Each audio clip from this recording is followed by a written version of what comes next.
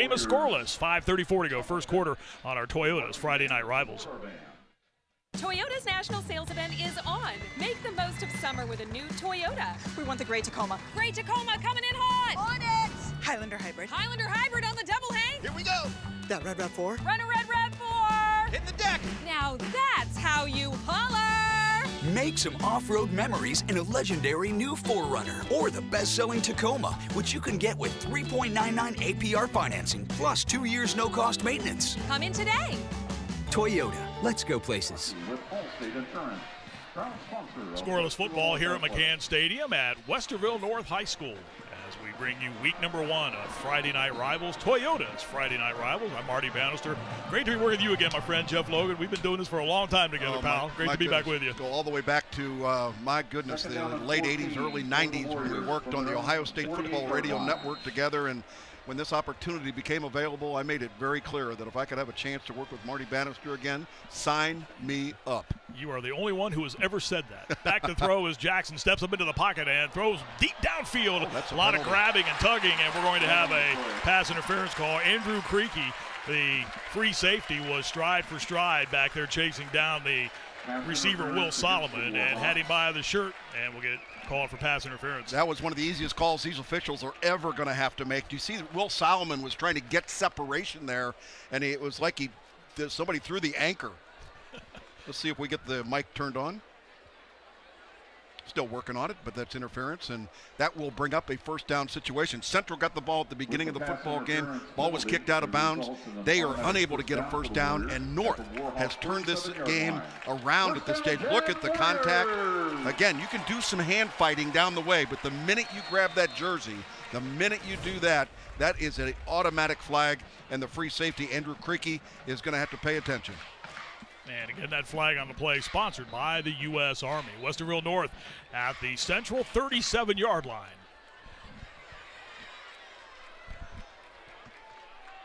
Marcus Ray is the offensive coordinator for Westerville North. Here's Stevens taking the handoff, and again, flags come sailing in as Stevens tried to negotiate his way free to the near side. Marcus Ray's an interesting story as we see the holding call on Westerville North. A college star, Stan Jackson, brought him in, Jeff, because he needed what he termed a mediator, someone to deal with his son, Ronald Jackson, a quarterback. Stan Jackson saying the relationship between he and his son Ronald, he called it volatile, but in a good way. So he needed Marcus Ray to come in and kind of be that mediator in between the two. Yeah, Marcus Ray was a terrific football player locally at Eastmoor, went up and played for that. He made a tragic error in the fact that he went and played, there's the holding call, went and played for the team up north. But he had a terrific career for the team up north, and great to see him on this coaching staff. And what an all-star coaching staff this really is for Stan Jackson here in his very first game. You still can't say it, can you? No, the M word is not part of the vocabulary. Ball moved back to the 47-yard line of Westerville North as we roll towards the 5-minute mark. Still scoreless. Second possession of the game for these two teams, the first for Westerville North after Central went out. Handoff in the middle of the field, and not much running room at all right there. As getting the football that time, first touch of the night for Westerville North. That was Keelan Threet with the football, a 5'10", 205-pound senior. You know, one thing you look at in this Westerville North offensive line, we talked about the importance of line play up front. This is a huge offensive line. The one thing I've noticed in high school football over the last decade, they're not getting any smaller. No. Second and long upcoming for Westerville North. It's a 2nd and 19. Jackson to throw, and there's the sun. May have got into the eyes of the intended receiver, Jeff Will Solomon. You can even see him right there motioning. I didn't see that ball. And they're going to have to pay attention to calls like that because that is looking directly into the sun. We're probably another 20 minutes from that sun setting behind the press box here. We're facing to the east as we're looking at things here from our vantage point. And thanks again to the Westerville North staff here for giving us a perfect seat in the house. Great to have our crew in here again. Marty, you're going to be thrilled with the high-class professionals we have associated with this telecast. Already am. They're doing a great job. They've got a lot to deal with me in here tonight, so I appreciate all their help guiding me through all this in week number 1. Out of the shotgun on 3rd and 19. Jackson to throw, flushed out of the pocket, delivers ahead. Pass is caught. It's way shy of the first down. but a gain nonetheless for Westerville North. Trying to wiggle free to the far side was Will Solomon. All right, Coach Jackson, first big call of the season. On the stop, Aaron Gilbert. Here's the replay. You can see flush from the pocket right away, and Ronald Jackson trying to make something happen. One of your playmakers out there trying to make people miss, but good gang tackling by Westerville Central. So I challenge Stan a little bit. What do you do here? Kick it, 4th down and 8 to go, and looks like they're going. So Stan's going to be one of those gambling head coaches. They'll put 3 wides to the near side. And a solo wide to the far side again out of the shotgun formation. A good throw to the inside. Adams makes the catch, has the first down as he turns back to the middle of the field and carries to the central 22. It's a first down for Westerville North, a pickup of 13 yards. Well, what a great play call and execution across the board, starting with quarterback Jackson. You can see the 2 receivers went down, cleared things out, slipped the other receiver back on the inside, and Barry Adams is able to come up and keep this drive alive. Jeff, that might have been Ronald Jackson's best throw of the night right there. No question. Great patience and good protection by the offensive line. Nearing the 3-minute mark, quarter number 1, Westerville North on the move. They converted a 4th down and 8, and the Warriors continue down the field. Jackson again, flushed out of the pocket, directing traffic as he rolls to the near side and is spun down and knocked out of bounds as he got to the 20. Over there chasing him down was one of the defensive linemen, Ian Shepardson, a 6'1", 205-pound senior. Again, this is the ability for him to be able to make people miss and trying to direct traffic downfield, trying to get a receiver to come open.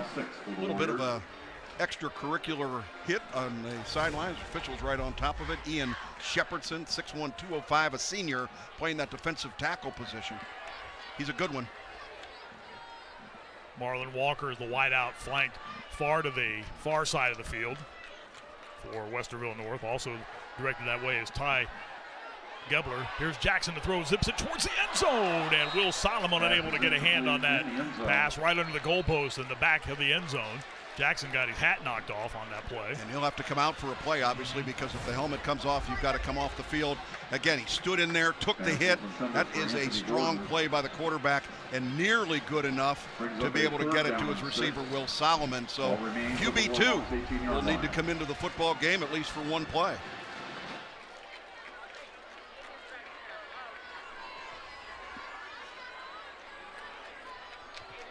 Braylon Nolan comes in, and he'll line up to the far side. They might run out of a wing here, out of a single wing or a wildcat, if you will. Nolan, a senior. And they also, in the backfield right now, have Jonathan Stevens lined up as the quarterback, or out of the wildcat, if you will, for the Warriors. And it will be Stevens just taking the direct snap and trying to make his way to the far side and went down. This is new turf on the surface here at McCann Stadium. We have a flag as Stevens started to try to get to the corner. Well, the flag came way late into the offensive line. Again, just trying to get the ball to a playmaker to be able to put themselves in a position. We're obviously in 4-down territory for this football team, the way that they've been going forward and converting first downs. Here's the call by our official.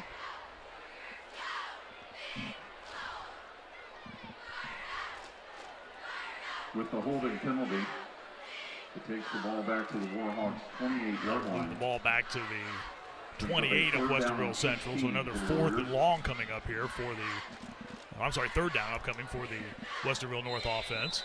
This has been a lengthy drive for North, converting on a 4th down as they have marched into Central territory. Teams met last year in the opener with Central winning that thriller 23-20.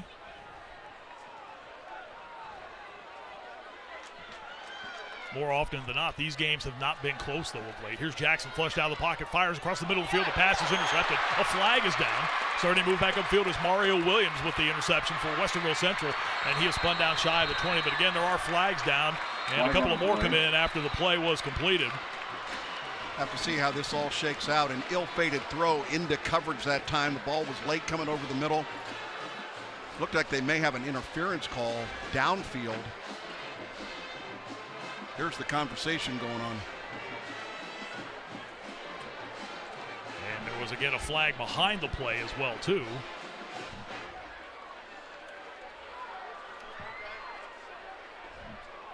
This is all being sorted out right now. It was a 3rd down and 16 for Westerville North. Mario Williams, for now, credited with an interception. Pass interference against the Warhawks. Personal foul against the Warriors. Offsetting. Offset. So we will do it all over again. Mario Williams, the guy at that corner spot for Westerville North, as you watch the interception coming up here, Jeff. He's a good one. Last year, first team All-OCC, second team Central District. Had a pair of interceptions last year. He read that one very well. Now you can see the push down by the safety there. That was the defensive end, Zach Nelson, actually dropping back into coverage that was flagged on the play. By the way, so far in this football game, Ronald Jackson at quarterback, 7 out of 9 throwing, Marty, for 57 yards. Good start for that young man. Last year, 143 of 268, 17 touchdowns and 10 interceptions for Ronald Jackson. The junior's back to throw again, being chased. Again, just heaves this one airborne. Again, bodies tumble to the field. And the Westerville North side wants a flag for pass interference. Marlon Walker, the intended receiver, who got tangled up back around the 10-yard line, as back on coverage that time, chasing him downfield. Westerville Central, and fortunate no flag thrown there. That was Sid Thompson back on coverage for the Warhawks. Now, Ronald Jackson doing a good job of just getting rid of the football here. There really wasn't much open. He threw it as far into the end zone as he possibly could, and there was some incidental contact downfield, Marty, but no call by the officials, and that will bring up a 4th down and what, about 16, 17 yards. So 16 is the yard to gain for Westerville North. 2:07 remaining, and Stan Jackson's going to take a timeout. Scoreless football, first quarter here at McCann Stadium in Westerville North on our Toyota's Friday Night Rivals.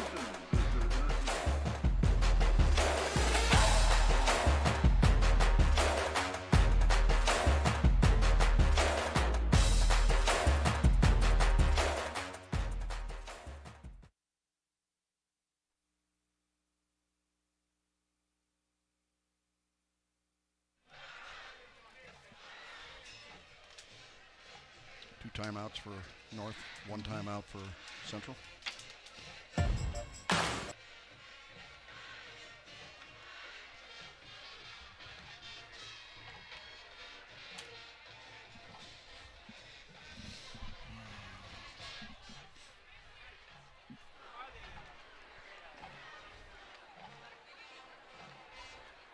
They're trying to fix the... Gotcha.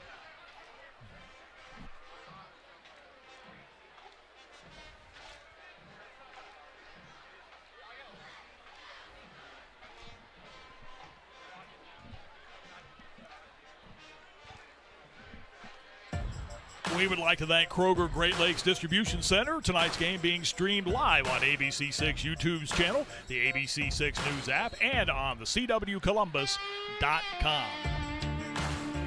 Week 1 of the high school football season. Folks are out enjoying the weather, enjoying a great night for high school football here in Central Ohio. Had some rain go through the area last night. There were some games played last night, especially in the northeast part of the state, that had to deal with some weather. Western part of the state had the same thing, but we are good to go on this Friday evening. A little over 2 minutes ago, quarter number 1. Here's Stevens out of the spread formation. He finds some room, 20 to the 15 to the 10, and he will get into the end zone. Touchdown, Westerville North. Jonathan Stevens took that direct snap and then turned the corner and cruises in for the end zone, and the Warriors on the board with the first score of the night and the season. I guess we ought to listen to the smartest man in the house, Beanie Wells. One of the assistant coaches for the Westerville North Warriors told us before the game, pay attention to number 3, Jonathan Stevens is dynamic. That's another Ramos Roofing touchdown. Get your free estimate on a roof by calling or texting 614-761-ROOF. The touchdown run by Jonathan Stevens, and Beanie Wells, a running back would know what a good running back can do, and one knows the other right there. The extra point attempt is on the way, and it is good. And Westerville North, the first points of the night, a drive that lasted 15 plays, ends up with Jonathan Stevens getting the game's and the season's first points. And the lead 7-0 in favor of Westerville North. An impressive run and an impressive drive by the Warriors, who overcame a couple of fourth downs and still were able to get into the end zone and keep that drive alive. Coming up at half, it's the greatest show of athleticism you will never see, or never knew, rather, you needed to see. It's the Safe Light Auto Glass Mascot Challenge, involving beloved furry friends vying for the title, Jeff, of Mascot Champion. Should be a lot of fun at the half. Should be a lot of fun. Okay, what a drive by the Westerville North Warriors to open up the season, Marty. I mean, that, again, they were on the edge the entire time, converting long third and fourth down situations. Quarterback Ronald Jackson doing a really good job of distributing the football, making good decisions. And again, the starting running back, Lem Reynolds, not able to play tonight, a 6'1", 190-pound senior. He's a transfer from Marion Harding, not able to play. And the scoring summary tonight brought to you by the Adam H. 15 plays, 73 yards for the score. Stevens capped it off with the touchdown scamper, and the Warriors have the lead at 7-0 here in quarter number one. John Link to do the honors to kick the football away for the Warriors. With Westerville Central having won the last 13 games in this series and coming in with a new coaching staff from a momentum standpoint, Jeff, as the short kick is returned out towards the 25-yard line by Elijah Harris for Westerville Central. What's this do for Westerville North to get on the board first tonight? Well, this is huge for them. They understand that they haven't won this game in 13 tries, and they understand what happened last year. They understand they've got new coaching staff. Everything is brand new for this football team, so they're able to flush it and be able to come out here, and that's what Stan Jackson told his football team. This is a fresh start, and they proved tonight that they're focused on this becoming a very fresh start. A little bit of personnel problem for Westerville North. Now they're set. They have the allotted number of 11 on the field, and they're ready to go. And flags and whistles come in as the ball is snapped. Again, this flag brought to you by the U.S. Army. Offsides. It's on the defense. Encroachment lined up in the line across the line, and that's going to create a 1st and 5 situation. We talked in our keys to the game for Westerville Central being that offensive line. Nate Snedeker and William Downey on the left side, returning starters. Here's Jason Gwynn to throw, and the pass is caught on the far side out to the 30-yard line. A short gain. It was 1st and 5. They got 4. They'll need 1 more. Those two guys, William Downey and Nate Snedeker, a couple of guys that head coach Ed Miley talked about. He's very glad they're back on that offensive line. That plays a great example of the evolution of what's happened in football with the spread offenses. Marty, they're just trying to get the ball out as quickly as they possibly can. In the old days, that was a sweep into the boundary.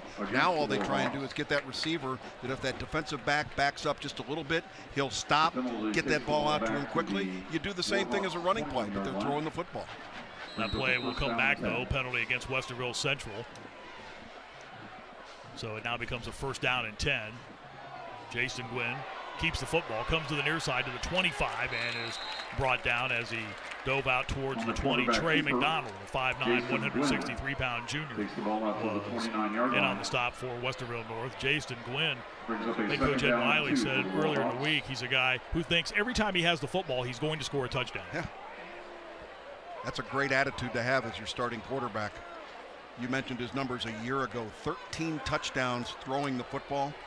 The disappointing part of it was 17 picks. And off inside, this is Jaden Gwynn, stood up and wrestled to the field turf. Brian Robinson, one of the first yellow jerseys in there, the 6'5", 240-pound senior, one of our stars of the game. In our pregame conversation about this one, he already has offers from Kentucky, Jeff's favorite, that school up north, Penn State and Arizona State. Had 75 tackles last year at Austintown Fitch, a powerhouse program in the northeast part of the state. You heard there might have been an ankle injury that was had slowed him down a little bit. It's a kid that has really fit well into the Westerville North system. Sometimes you get a transfer that comes in, especially a kid that's as heralded as he was coming in. Sometimes it can be a distraction for a football team, but he's become a leader. 3rd and 2. This is a completion for a first down. Maceo Harper with the catch, and is brought down, but it is good enough for Westerville Central first down as the first quarter starts to wind down. 17 seconds left in quarter number 1. But the Warriors of North leading the Warhawks of Central 7-0 in our Toyota Friday night rival season lid lifter here tonight. They'll wind that clock, and that'll be the last play of the first quarter. Westerville North with a 15-play, 73-yard scoring drive, and they converted a couple of 4th downs in that as well, too. And that's where we stand after 12 minutes of play in our season opener. Westerville North and Westerville Central. Central has won the last 13 games in this series, but after 12 minutes, Westerville North with a 7-0 lead as our Toyota Friday night rivals heads to quarter number 2.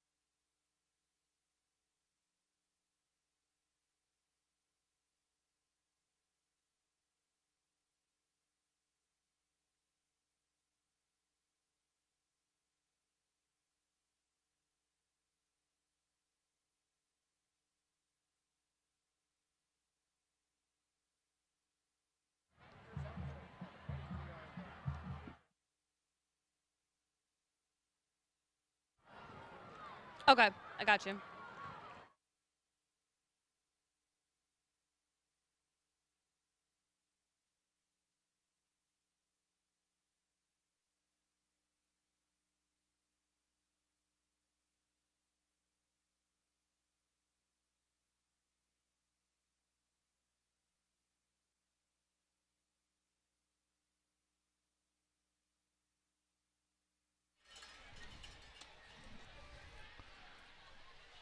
Westerville North leads Westerville Central 7-0. It's a very business-like atmosphere at Westerville North, is it not, Kellyanne Stitz? Oh, that's for sure, Marty. It's all business down here, both on and off of the field. Of course, North assembling a talented veteran coaching staff filled with former Ohio State Buckeyes, but a lot of them are volunteers. They volunteer their own time. They do not get paid for this. A lot of them are also entrepreneurs, like Reggie Germany. He owns Crumble Cookies, a really popular cookie shop. Ashanti Webb, he's an agent.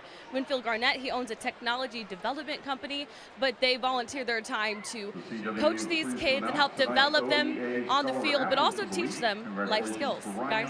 And that's a big part of this, because with that type of background for all these coaches, I mean, these young men are all going to go play college football, Jeff Logan. So to learn that is a great part. Absolutely, and there's an immediate amount of respect because of where these guys have been. This is Jason Gwynn turning the corner as he gets out towards the 45-yard line. That's another Bowling Green State University first down call. Westerville Central Warhawks on the move. You saw the bottom name in that list we had of all the coaches. That's Sean Stonerook, who played high school basketball here at Westerville North and went on to play at Ohio State. He owns a bakery. Nothing wrong with that. No, nothing wrong. Schneider's Bakery. We've got a Crumbles cookie owner. We've got a bakery. Getting a little hungry here. 2nd down and 3 with the ball out towards the 44. Here's Jason Gwynn back to throw. Near side, Jaden Gwynn with the catch. Gets stood up and then muscles his way back out towards the 48-yard line. He took a lot of pops on that, Jeff, and still turned it into a positive game. Yeah, Javier Matthews, number 5, playing that cornerback position, really reacting quickly, coming up to make the play. Yet still a first down. Watch Javier come out of the left side of your screen. Boom, right on the play. That is an ideal tackle. Fundamentally sound, and look at the number of yellow jerseys coming in there to help. Jonathan Stevens, who's been around a lot of the activities tonight, helped finish up on that play for Westerville North. Toss to Jaden Gwynn, who last year ran for 670 yards, again taking a couple of good licks as he tries to turn back upfield out near the midfield. Play brings up a 2nd down and 9 It will bring up a second down and 9. And I will tell you, as a former running back, one of the things you like to do is get the ball deep, but you want to get it deep while you're going forward. That time, that play taking so long to develop that really Jaden Gwynn, number 4, had very little opportunity to be able to make a play. Jeff, what do they tell running backs? Is it get hip square, shoulder square when you start to turn upfield? Absolutely. You need to get yourself going north and south. The importance of that, get your pads low and get yourself going north and south. And again, with that slow pitch, it's hard to do so. Second down and 9, and Gwynn is on the run now, straight up the middle of the field now, has some running room, gallops into Warriors territory and picks up the first down and points ahead for the first down as the Central Warhawks dive into Westerville North territory across the 49 at the 39. Watch the play start to break down, and Jason Gwynn turn things positively for the Warhawks. Yeah, 5 touchdowns rushing a season ago, and you can see how dynamic this young man is at the quarterback position. You know, both sides of the ball on at quarterback for either one of these two Westerville football teams have got very gifted quarterbacks. Jeff, we were talking earlier about Westerville North grabbing the lead in this game in a series that, and admittedly, they've struggled. They haven't won this game in the last 13 tries. I asked Ed Miley, the Westerville Central coach, about the importance of this game and the immense pressure that surrounds it, and he said we really don't look at it that way. For us, it's a big game as they toss it to Jaden Gwynn, and he cuts back, a little stiff arm action there, another stiff arm, and is finally grabbed and shoved out of bounds without going down. Quinn Ingram was over there to hang on and shove Jaden Gwynn out of bounds. But Ed Miley, I think, doing a good job of not making this more than it is. Well, you got to be careful, especially when it's the first game of the season. If you put all of your coins on the table and say that our entire season is based on winning this rivalry game and it goes south on you, now how do you go back to your locker room and talk to your football team about what the future has when you got 9 more regularly scheduled games to be able to have? Pick up a 3, the ball to the 36-yard line of Westerville North. Great crowd here tonight for the season opener. Again, out of the pistol formation, this is Jason Gwynn trying to sprint to the outside and is greeted by a number of Warriors as he started to turn it up to the far side. Good pressure over there. Janarius Strickland, 6'5", 306 pounds senior, who, according to head coach Dan Jackson, has improved each and every practice, each and every week. Makes a big play right here defensively. Good job by that defensive line of being active up front, trying to make things happen. And again, they are strong on that defensive front. Also over there, chasing down the play. Great hustle by that north front as they got a lot of guys around the football that time. Jason Gwynn sprinting to the near side to throw on 3rd down and long, trying to reverse his field as he evades a couple of tacklers, and he's on the move. Gets to the 35, he's to the 30, has the first down, and continues ahead and stepped out of bounds. Far side, but again, there you see the ability to make something out of nothing, and a great job by Jason Gwynn. First down for Westerville Central. Here's Kellyanne Stitz. And speaking of Jason Gwynn, he has some elite coaching from former BGSU and legend Josh Harris. Now, Harris works closely, of course, with Jason Gwynn, and he said he is the most competitive kid he's ever coached. He's cool under pressure. He's just an athlete. You guys are seeing his athleticism displayed on the field right now. But great coaching. Again, a former BGSU legend who rewrote most of the record book when he was a Falcon, coaching, working closely with Jason Gwynn. Kellyanne, you're right on the money, was a tremendous quarterback at Bowling Green, and in his high school days, there's a handoff up the middle on 1st and 10 across the 20-yard line near the 17, and another short gain for Westerville Central. We go under 8 minutes left in the first half of our high school football coverage, our debut game tonight, our Toyota Friday Night Rivals game. We are glad you are with us here tonight. 7-0, Westerville North with the lead.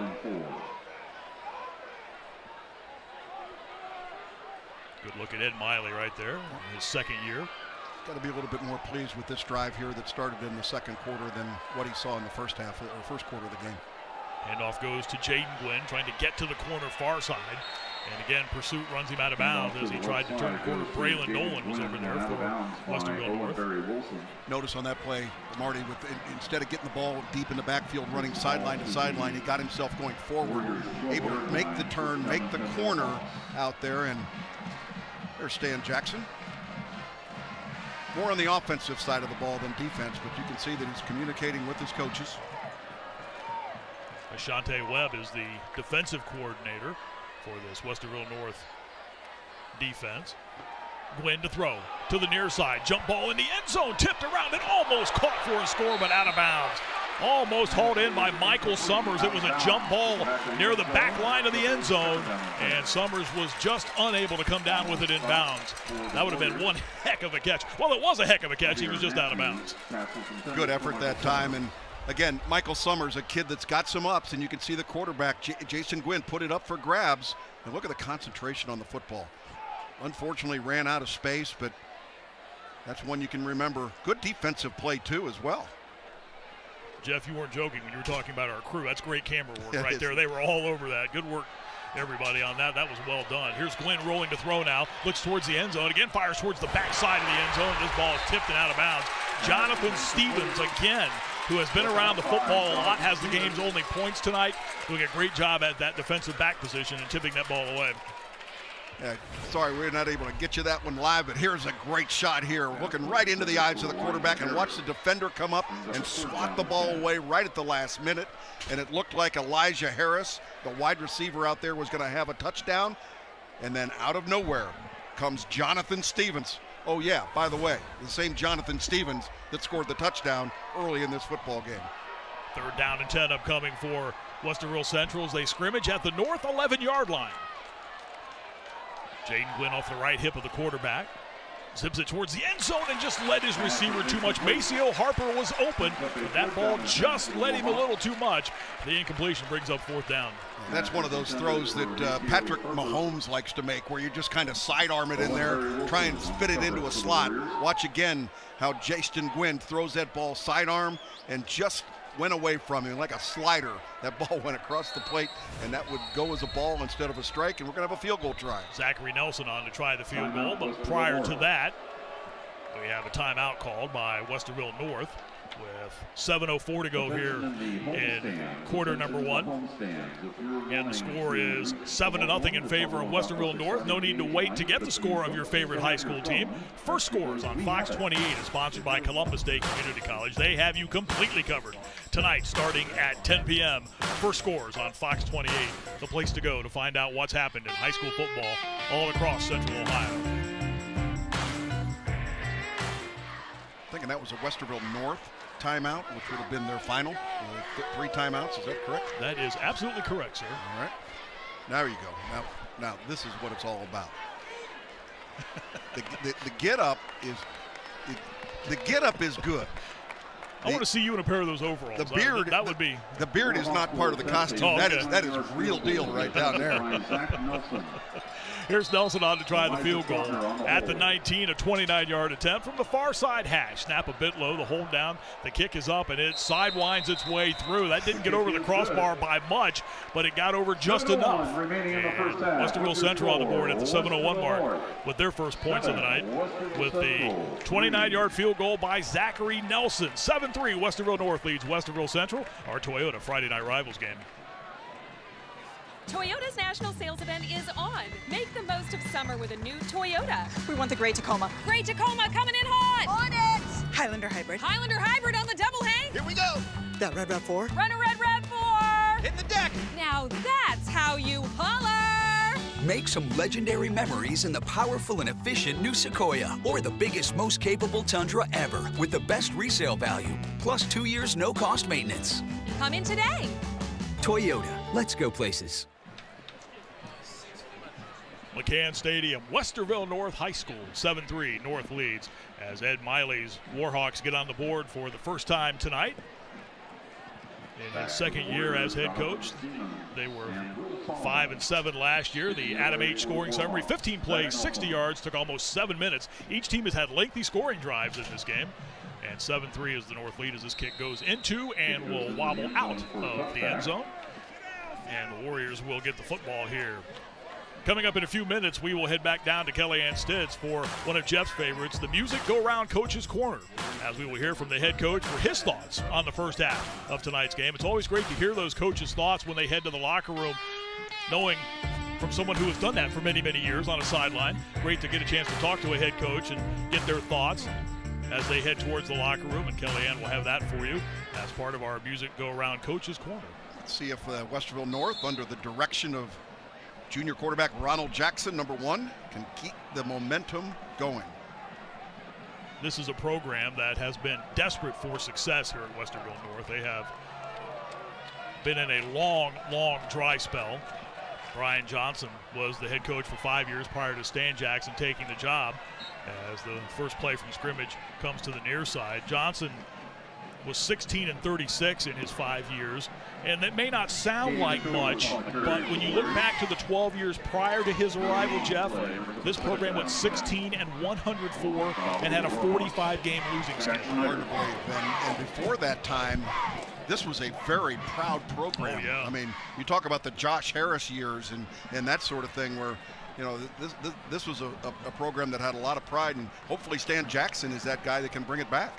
2nd down and 9. Ronald Jackson out of the shotgun will throw far side. The pass is caught and down to the turf immediately after making the catch on the far side for the Warriors was Marlon Walker. And that was one of the things that Stan Jackson talked about, Jeff, in taking the job and bringing in so many of these ex-Buckeyes who have that winning mentality. It's something that's filtered down to all these players.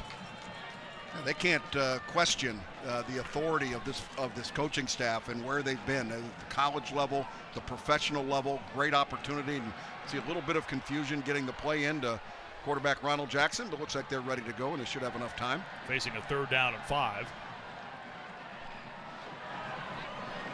Jackson chased, spun, caught, throws, and the pass. Wow, what a catch in the middle of the field. And breaking upfield is Adams. He's on the go. The ball pops loose. Adams goes down. Stevens is there to help out as the ball squirted free. And falling on the football was Will Solomon. All kinds of things happening on that play, but it's still good enough for a Westerville North 1st down. All right, I'm sold. This kid is the real deal. I mean, Ronald Jackson gives a lot of credit for this young man just trying to be able to get out of this. Watch here. Whoop! Turns around. There is not a chance you're going to be able to complete that pass. And look at the poise of the quarterback, finding a receiver, one-handed catch by Jonathan Stevens, and then he gets himself down for a 1st down.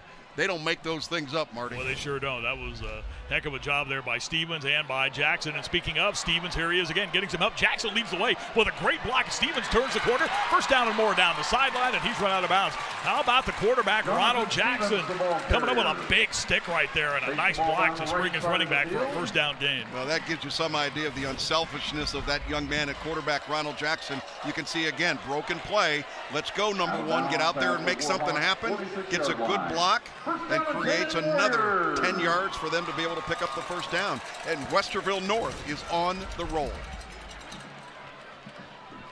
Warriors had a interesting scrimmage schedule this year. They went 7-on-7 with Springfield, one of the powers in the state of Ohio.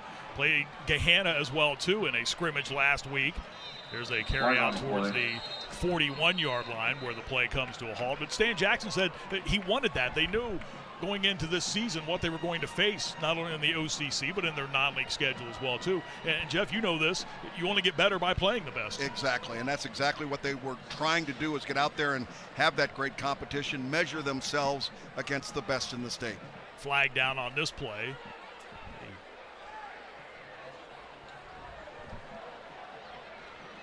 Penalty against the Warriors. Ball will be walked back near the flag was thrown at the 49. Illegal substitution. A substitution infraction against Stan Jackson's team. I asked Stan earlier in the week, I said, will it hit you when you walk on the field Friday night, what you were getting into? This is his first time as a head coach at the high school level. It's an entirely different animal at this level. There's a pass to the near side. Adams makes the catch and starts to move ahead across the 45-yard line. Stan Jackson has coached at the youth level and at some other levels as well, too, but it's a little different animal when these lights go on a Friday night, Jeff. No question about it. A lot of responsibilities that come with the job, and again, this is a little bubble screen out there. They're trying to get the receivers blocking downfield. They do a pretty decent job. That play taking a lot of time to develop, though, getting the ball out to the receiver. 4.5-minute mark, quarter number 2. A 7-3 lead for Westerville North over Westerville Central. Round 1 in the Ruler of the Ville series here in the city of Westerville.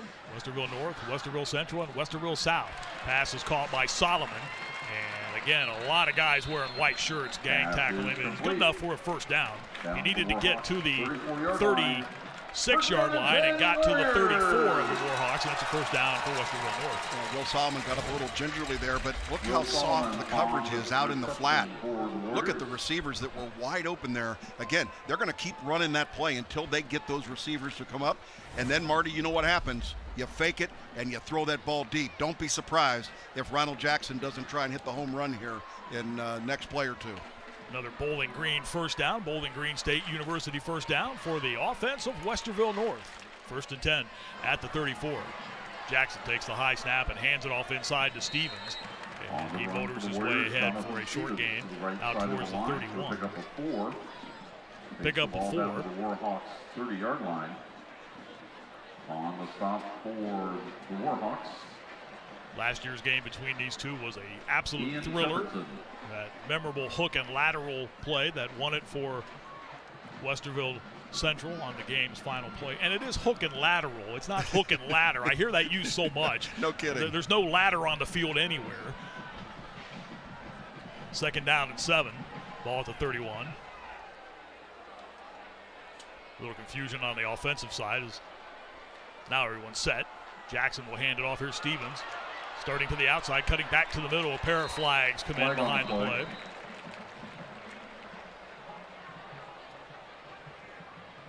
The procedure call going out. It's holding. A holding call, yep. Man, a lot of holding calls tonight on both sides of the ball. Really, the major penalties have really put Westerville North in an uncomfortable position. But again, like a magician, they have been able to come up with big plays. Holding against the Warriors. That will move the football back. Back to the Warhawks 41-yard line. Westerville North in the OCC capital, Division I, Region 3 of the computer rankings. The same spot that Westerville Central occupies. However, the Warhawks are in the Ohio Capital Conference Ohio Division. League split into 5 divisions. Right now, 32 schools, but there is expansion and a defection coming. We'll tell you about that in the second half. Snap gets away from Jackson, who picks it up and now will turn and try to make something out of this as he just heaves the ball downfield, and almost a great catch on the sideline. Mario Williams, I should say, with great coverage down there for Westerville Central. Pass was intended for the pass falls incomplete. Marcio was looking for a interference down there, and again, good job by Ronald Jackson just picking the football up, trying to make something happen, throws it as far as he can down the field, and you can see the little bit of incidental contact as they went down there. Again, they're going to let him hand fight a little bit, and not getting the call from the official was Tyler Gobler.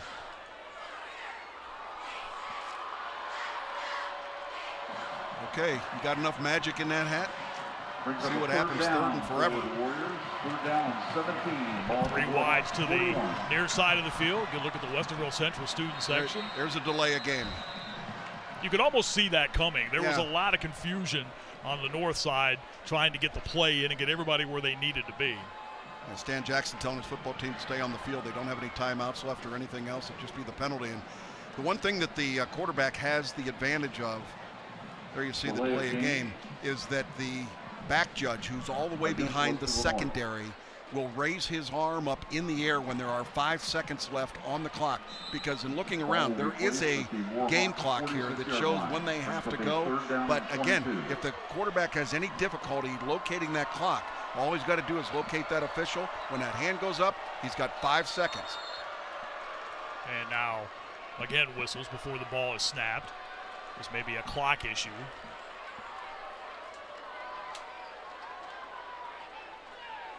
Adam Barnes, our referee, coming over as they will try to get everything situated. A quick discussion coming up with Stan Jackson. When I talked about Stan Jackson not having any head coaching background, I asked him, did he talk to any of the guys that he played for? And he said, yeah, I spent a lot of time talking to my college head coach, John Cooper. He spent some time talking to Fred Puggich about how to field a defense, how to hire a defensive coordinator. As you can see, the coaches have to do everything at this level, making sure the clock is set properly. He also talked as well to a guy, Jeff, I know you know very well, Bill Conley. Absolutely. Bill Conley and I work radio together for the Ohio State football pregame and postgame on WTVN radio. And Bill Conley is a guy that has coached at every possible level that's out there, and I'm sure he was a good voice for Stan. 3rd and 22. Ronald Jackson dances back to throw. Pass might have been tipped at the line of scrimmage and sails high and out of bounds to the near side. There were a lot of Warhawk defenders in Ronald Jackson's face as he drifted back into the pocket. And a 4th and 22 upcoming. And I think this will bring up the first punt for Westerville North in the football game. You can see the pressure there. Kind of got hit by his own man, the offensive lineman backing up, trying to protect his quarterback. And that will bring up a 4th down and very long punting situation. It looks like Westerville Central is going to get an opportunity with 2 timeouts remaining here in the first half with just under 3 minutes to go in the football game first half. The ball came out awkwardly, and again, it looked like it might have been tipped. High knuckleball kick that will be rolling back. Williams came up and gave it a look, and they just decided the better part of valor was to get out of the way. And Westerville Central will have the football with 2:21 to go in the first half of our Toyota Friday night rival. 7-3 North over Central.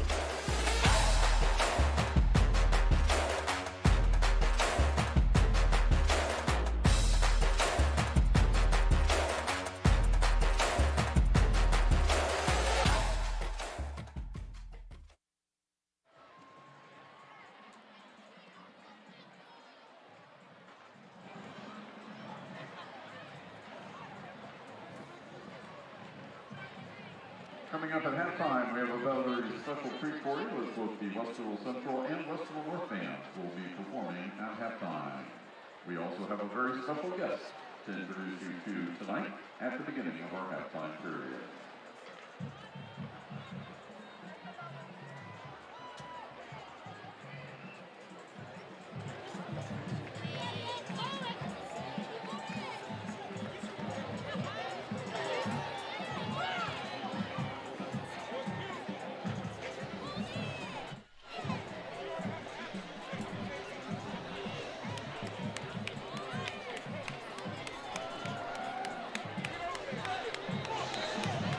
Only 3 times in the last 13 games between these two programs has a game been decided by 10 or more points, or 10 or fewer points, I should say. This one's a tight one as we close in on the intermission. North of Westerville leading Westerville Central 7-3.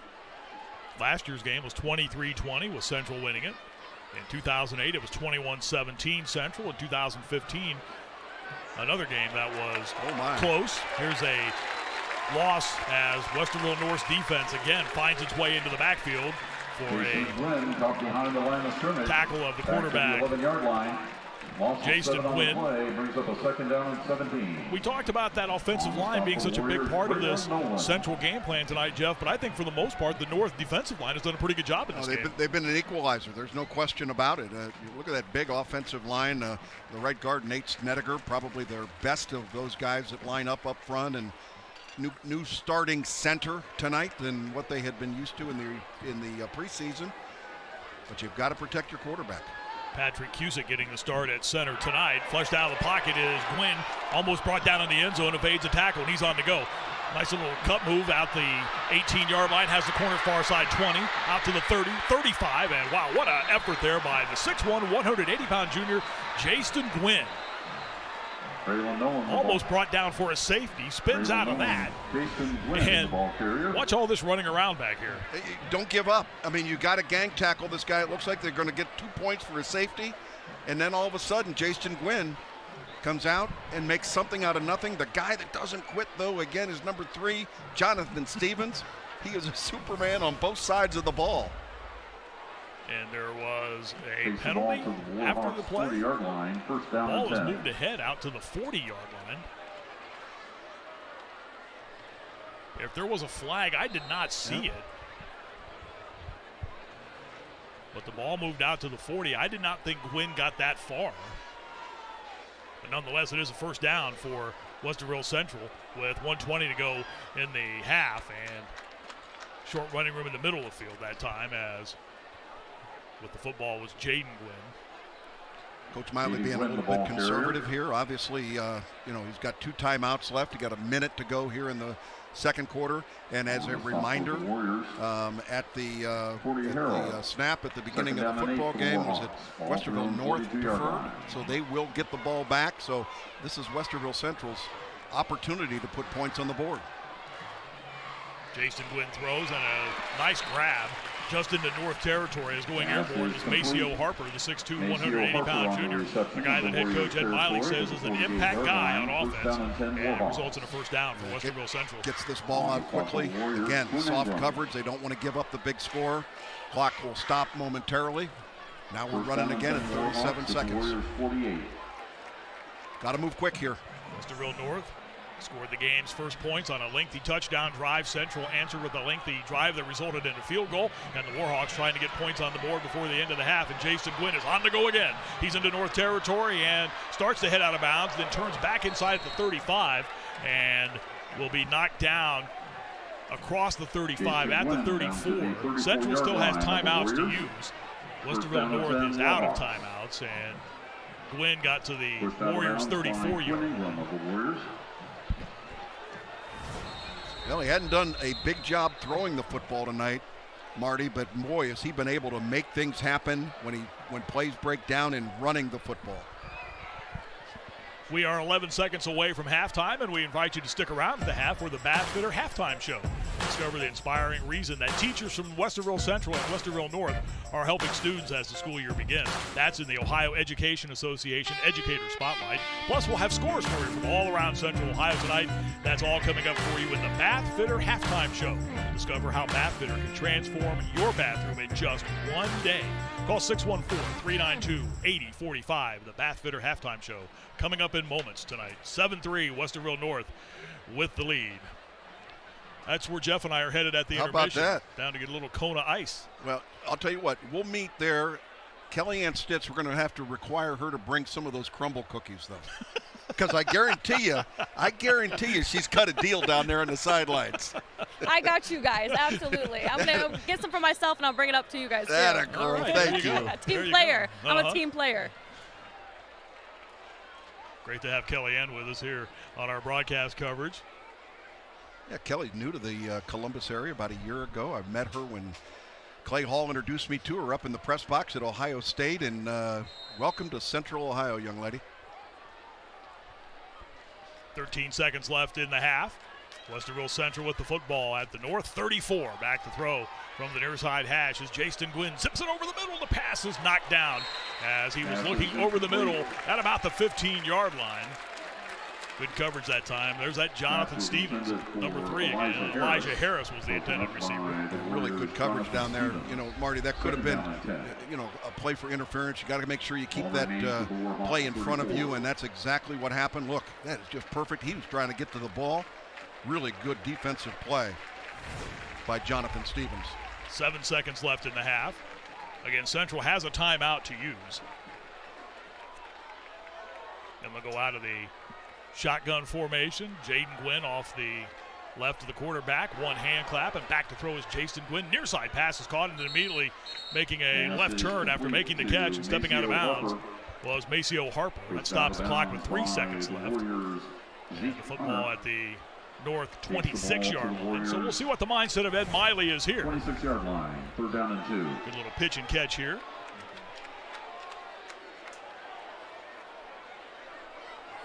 Zachary Nelson does their place kicking, and they're going to bring him out. He's already made a 29-yarder in this game. This will be at the 33. So this is going to be a 43-yard field goal attempt. The first one that he attempted and made, it barely got over the crossbar. It barely made it over the center's head. Like one of my tee shots. I know, but it was a line drive that had no elevation to it at all. It wouldn't give you a great deal of confidence, but obviously they feel as though this is a young man that can make it. He'll spot this thing at the 26-yard line. Looks like they will be kicking it from about the 32. Makes it a 42-yard field goal. We'll see if maybe that was just a bad hit on that first attempt by Zachary Nelson. All things being said, it did go through, so take that for what it's worth. You wouldn't expect some trickeration or anything here, would you? You never can tell. That's a good point right now with 3rd and 2 at the 26. Zachary Nelson again comes on. This will be out of the hold of Elijah Troutner. 5'8" senior. A 43-yard So they'll move it back one more yard, Jeff. It'll be a 43-yard attempt here. Zach Nelson will Let's see what kind of leg the Elijah Trotner, the holder. senior right footer has from the near side hash. This will be the final play of the half. Snap is good. The hold is good. The kick is up. Well, he turns and lets this one loose, and it sails through, and it is good. And the kick Had to be a miss hit on the first one. Absolutely. Because that bad boy was nailed right there as he sailed it through. And Westerville Central gets points as the half comes to an end. And it is 7-6 in favor of Westerville North as the teams make their way towards the locker rooms. Points to end the half. Even though Westerville North will get the football to start the second half, that's big for Westerville Central. Yeah, I'll tell you, big score there. You know, just getting points on the board, knowing that Westerville North is going to get that football to be able to start the second half here at home. Again, Marty, nobody probably more surprised than you and I that Westerville Central only able to put 2 field goals on the board so far in this football game. 7-6, Westerville North with the lead as the teams make their way to the locker room now here at McCann Stadium at North High School. And it is 7-6 in favor of Westerville North. Kellyanne Stitz is with Stan Jackson. Coach, 1-point game, it's close, it's been competitive. What does your team need to do to extend that lead in the second half? We got to tackle defensively. They got a dynamic player in Jason Gwynn, and he's showing why he's being recruited heavily. He's special with the ball in his hand, so we just have to tackle him. We tackle him, you know, we got a good position to get a play, get the ball back offensively. Then on the offensive end, we're killing ourselves. We're holding. We've got penalties that are killing us. We need to just be efficient and not make those silly mistakes. Penalties are momentum killers. How do your guys clean that up in the second half? Well, they know the importance of the game, so they'll come out and play harder in the second half. We got some guys that have really risen to the occasion. So now we just got to clean it up. The coaching staff has to make sure they understand what we're trying to do so they don't make those little mistakes. Thank you so much, Coach. Thanks. All right. Guys. All right, Kellyanne, thank you. 7-6 is our score at the half. Westerville North leads Westerville Central round 1 as we try to determine a ruler of the Ville. And right now, Westerville North with the lead at the intermission here on our Toyota Friday Night Rivals.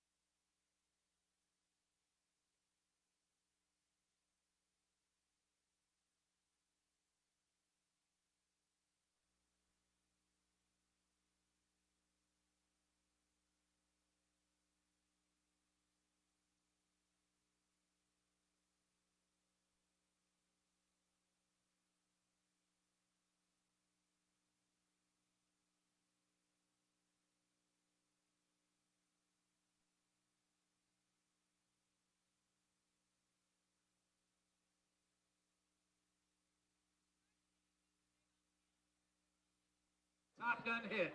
I don't know about you, but I feel the need for speed. Here is Danger Zone.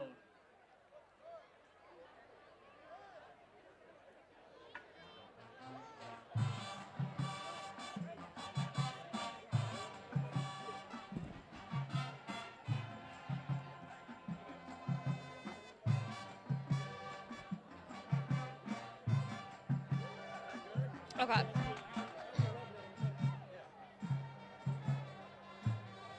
Okay. All right. Now, for this intro, are they coming to me, or am I going straight into it? Okay, but are you guys, sorry, you mentioned something about scores and highlights. I'm not, oh, okay. Oh, sorry. I got you. I hear you. Got you.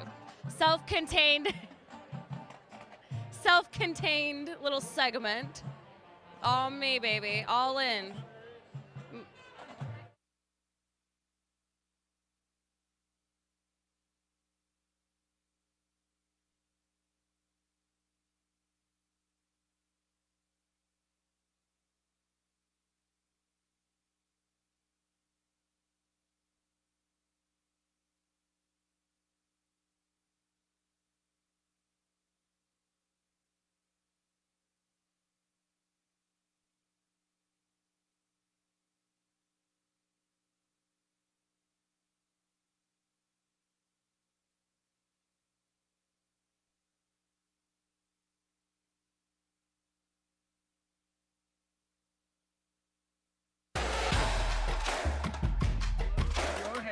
during this part of Welcome our road back trip and welcome with the into the Lowrider. Bath Fitter halftime show. I'm Kelly Ann Stitz. All season long, the CW Columbus is teaming up with the Ohio Education Association to put the spotlight on extraordinary teachers making a difference inside of their classrooms. Tonight, discover how Jennifer Carlson of Westerville North and Westerville Central, Kelly Cradonville, are making a huge difference inside their classrooms. The Ohio Education Association and the CW Columbus are putting the spotlight on these exceptional teachers here in Columbus. Celebrating social studies teacher Jennifer Carlson of Westerville North and English teacher Kelly Cradonville of Westerville Central. Jennifer truly believes she was born to be a teacher and helps other students find their own path no matter what it looks like. I truly feel like this is my passion, and I try to encourage my kids, my students. She's earned many rewards over the years, but finds connecting with her students is the most rewarding and sees that as a true accomplishment. What it's all about for me, what awards, I've been awarded the opportunity to influence kids here. I've been awarded the opportunity to be a part of this extended family here. Kelly won Educator of the Year in 2022 and has helped inspire students to reach their full potential by being the keynote speaker at Westerville Central Senior Night. I think that's the best part about teaching is that each kid comes in with a different set of goals, and some are ready to head off to college, and some are going to a workforce, and some are going to the military force. And I think getting to know students throughout the school year and helping them build their skills for whatever makes sense for their futures is just the most rewarding part. Congratulations to these outstanding educators and all the hard work they do for the future of Ohio. We've seen some great athletes on the field tonight, but you've probably never seen a competition like this one. The first ever Safe Flight Mascot Challenge is next on the CW Columbus. Welcome everyone to the Safe Flight Mascot Challenge right here on the CW Columbus. All right then, let's meet the contestants. Jaguar, Bear, Cardinal, Dog, and Good Day Columbus's own Muggsy. This week's challenge, the big race. Oh, the combatants are loosening up. They're at the starting line, and they're off. Bear seems to be a bit in hibernation. Cardinal's using some dirty bird tricks. The fans are on their feet. Jaguar seems a bit sluggish. What's going on?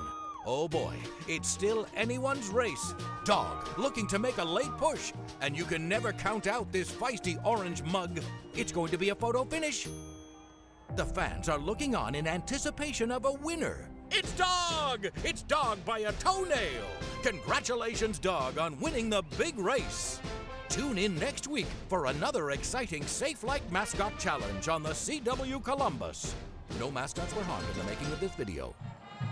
Well, congratulations, Doug. That was quite the race that you guys just witnessed. Right now, the Warriors lead 7-6 at the half. And coming up back after the break, Marty Bannister will join us with more scores from our area.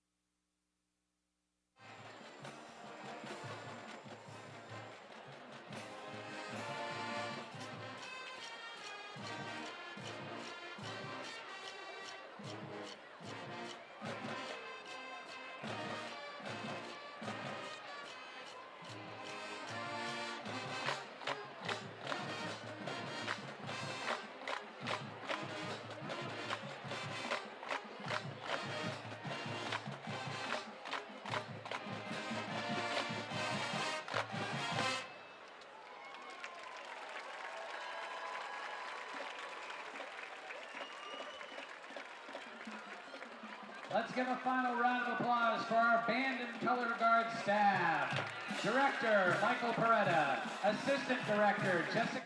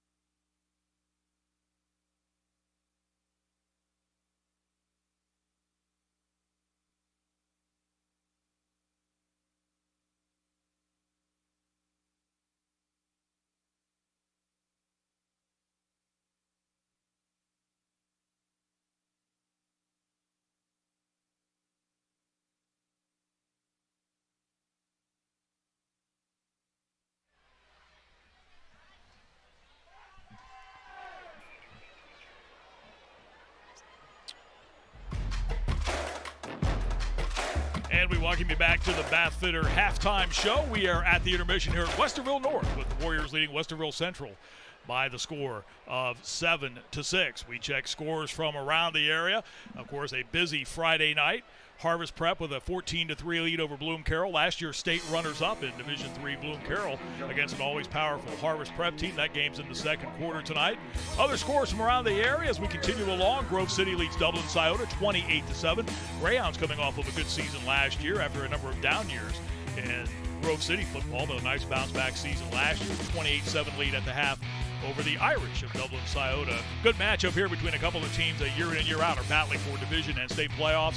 Marysville, New Albany. Marysville with a 14-7 lead. The Monarchs over the Eagles. That game is in the second quarter being played at New Albany this evening. A team we'll see later in the season, Newark Catholic. They trail Bishop Reedy at the half, 22-14, as that game nears the half, I should say, as they play in the second quarter. Olentangy Berlin and Hilliard Bradley, 20-6. Bradley with the lead over the Bears of Berlin. And again, that game in the second quarter. Elsewhere around the area tonight, we'll see Thomas Worthington next week. They're struggling in their opener tonight. They're down by a couple of scores in the second quarter to Beechcroft, 14-0. Worthington Kilbourne, which will play Thomas Worthington next week on our Toyota Friday Night Rivals, also trailing in the first half. Second quarter, they are down 7-0 to the Warriors from Watkins Memorial in that non-league matchup. Westerville South, Dublin Jerome, they have reached the intermission. The Wildcats and the Celtics are scoreless at the intermission. 7-6 is our score here at the half. Westerville North leads Westerville Central. It's Toyota Friday Night Rivals.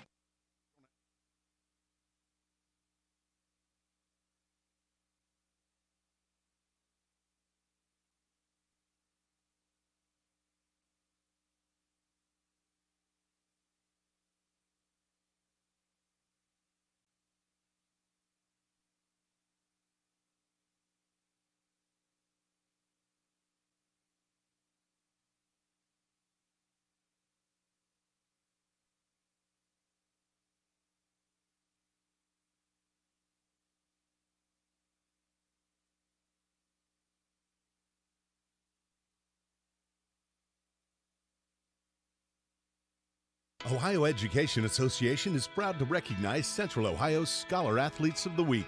Ryan Wilson is on the fall cheer team at Westerville North. She's an all-OCC softball player and is a food pantry volunteer. Ryan has a 4.0 GPA. Nathan Snediger is a 3-year varsity letter winner in football and track at Westerville Central. He volunteers for Habitat for Humanity and carries a 3.8 GPA. Congratulations to these Ohio Education Association Scholar Athletes. And welcome back to our Bath Fitter halftime. 7-6, Westerville North leads Westerville Central. Marty Bannister, Jeff Logan with you. A first half which saw a lot of highs and lows. Surprisingly, no turnovers in the first half of this game, Jeff, as we take a look at some of the highlights from the first half. Yeah, way too many penalties in this game for anybody, but we want to make sure that the coaching staff is going to spend some time, obviously, talking to those guys about the penalties. And a first half which saw one touchdown in the game. That belongs to Westerville North. The Westerville Central offense in the first half had a couple of long drives that ended in field goals. They really did, and the first one you're going to see here is the touchdown run by Stevens, and this is a dynamic football player, no question about it. This was the early score in the football game to put North up 6-0. And then Westerville Central was able to answer as Jason Gwynn kept plays alive in that first half, Jeff. He really did, and again, dynamic football player, no question about it, and you'll see some plays later on that make this guy really special. And again, we've talked about Stevens. Broken play, but look at the quarterback. Ronald Jackson out there throwing a block, able to keep this drive alive. Zachary Reynolds in the first half for Westerville Central. The first field goal that he kicked was one that barely got over. The second one came courtesy of this drive right here where Jason Gwynn, again, Jeff, kept the play alive. Yeah, this is magical. You don't create this. You don't draw this up. This is athleticism and a young man deciding he's going to make something happen. And there you mentioned the field goal. Again, this thing was spot on perfect. And that's where we are at 7-6. And Nelson's first field goal barely got over the crossbar, while that one then cleared the crossbar without any effort right as the kick sailed over to put it 7-6. Let's look at some of the math from the first half. Yeah, we don't have the penalty yards that are there, and those were important in the football game, but you can see things are pretty close. Rushing-wise, Central leading in there, but on the passing side, really North, and Ronald Jackson doing a good job of throwing the football, finding open receivers. 7-6 is our score as we are at the intermission, and Westerville North and Westerville Central as they battle in the opening round in this series. The winner becomes the ruler of the Ville. And I think for the most part, Jeff, in the first half, it's no turnovers. There are penalties, but for the most part, fair to say a cleanly played game? Yeah. Mistakes, you expect that in week one. I'll be very curious to see if North can come out on this first drive and take control of this football game at home. Again, they haven't won this game in 13 years. And how they do in the first drive of the third quarter, I think is going to be impactful for the outcome of this game. And momentum got them started in this game, too, when they had that 15-play scoring drive to take the lead, which they have here at the half, 7-6. Our Toyota Friday Night Rival second half is coming up. Westerville North leads Westerville Central 7-6.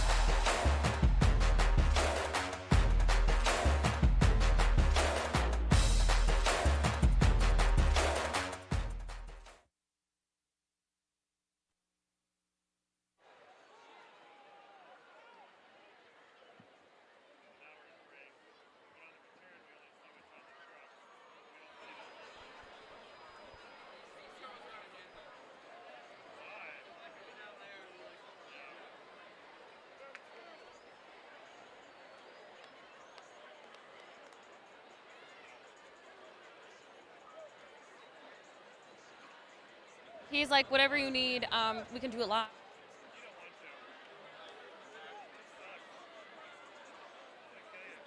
Hey fans, next Friday the Warriors are on the road at Central Crossing High School for week 2.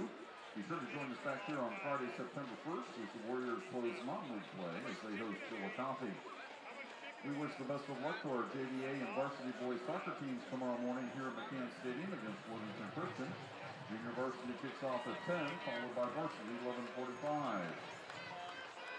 The JV boys JVB team will head to Gahanna Lincoln tomorrow morning, and we wish all of our Warriors good luck. The Warrior girls volleyball season gets underway tomorrow morning in a tri-match with Upper Arlington and Marysville. JVA and varsity will be at home. The JVB will travel to Upper Arlington. We wish the best of luck to our Warrior girls volleyball teams and new head coach Corey Compex. Our freshman and JV football teams and cheerleaders will be at Central tomorrow morning. Game time is set for 9 a.m. and 11 a.m. special thanks to our sponsors of the night, our Raising Cane's and Ohio Credit Union. Visit the Raising Cane's table to connect with our Warrior partners who make the best chicken fingers in the world. Special thanks as well to Molly Woo's Asian Bistro at 1500 Polaris Parkway for our football first team meal of the season. We generously donated it. Thanks to Molly Woo.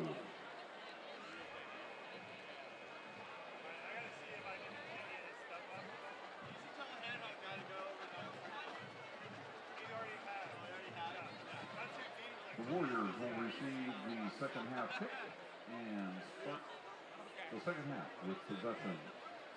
Our Westerville North Marching Band is now selling strawberry lemonade bobas for $5. We accept cash, credit card, or mobile pay, so head on down and get yourself a lemonade boba. We also would like to thank our band sponsors for 2023, Rita's, Chick-fil-A, and Carrabba's.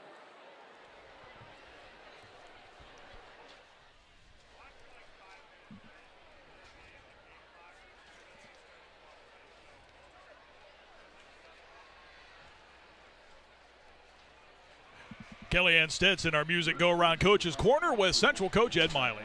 Thanks, guys. Coach Miley able to build some momentum there at the end, chipping away only a 1-point game. What was your message to the team at the half? Just keep playing. Just keep playing. It's week 1. It's a rival game. We've only had 3 possessions, right? We scored points on 2 of them. We just have to put the ball in the end zone.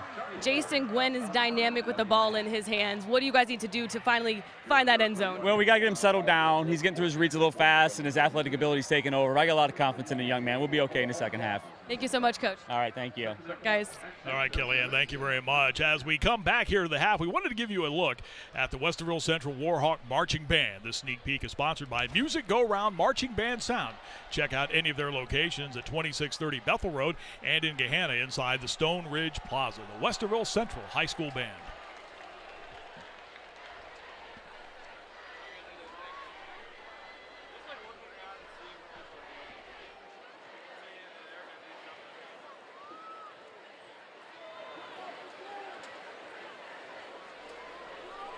And not to be outdone, the Westerville North Warrior Marching Band put on quite the show earlier tonight as well. This look in on their performance, sponsored by Music Go Round Marching Band Sound. Check out any of their locations, 2630 Bethel Road and Gahanna inside the Stone Ridge Plaza. Westerville North Marching Band.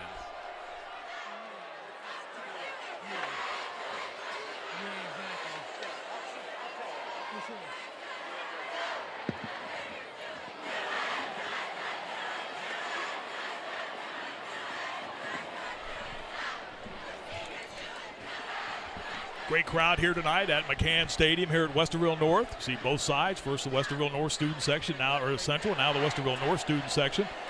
I guess it's their version of the jump around like they do at Wisconsin. Yeah, having some fun down there. Absolutely. And again, we remarked on this at the very beginning of the football game. Both sides, the student population supporting this football game on a Friday night opener is spectacular. Great job by both student sections.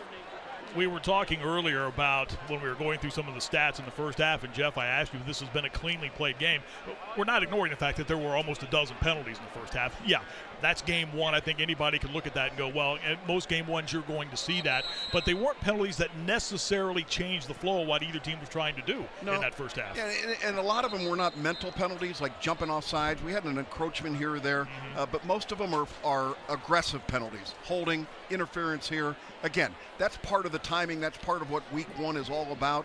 And in a rivalry game where these guys are juiced up as much as they are, you're going to have some of those aggressive plays. Westerville Central will get the football to kick it away to start this second half. And the second half kick is brought to you by Make It Sense, makeitsense.org. And we get ready for this second half with the score 7-6 in favor of Westerville North. Zachary Nelson, who has contributed all the points for Westerville Central with a couple of made field goals, starts the second half. This is Stevens fielding the kick for North and is tripped up just across the 25, able to hustle down there and get a arm in on the ball carrier for the Warhawks with C.J. Thomas, a 5'10 senior. You know, it's interesting. Westerville North offense comes on the field. Jeff. Excuse me. In this football game, you look at a score 7-6, you think it's been a defensive battle back and forth, but both teams have had extended drives. Only 2 punts in the entire football game, one for each side. which is surprising when you have a score like that. Ronald Jackson leads the offense back onto the field, the junior quarterback.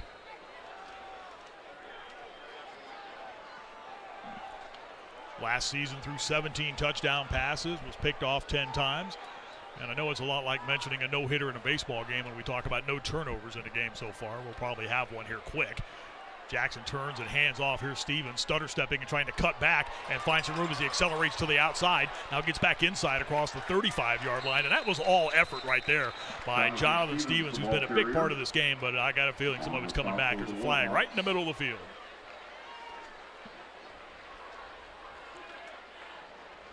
Cooper Fisher.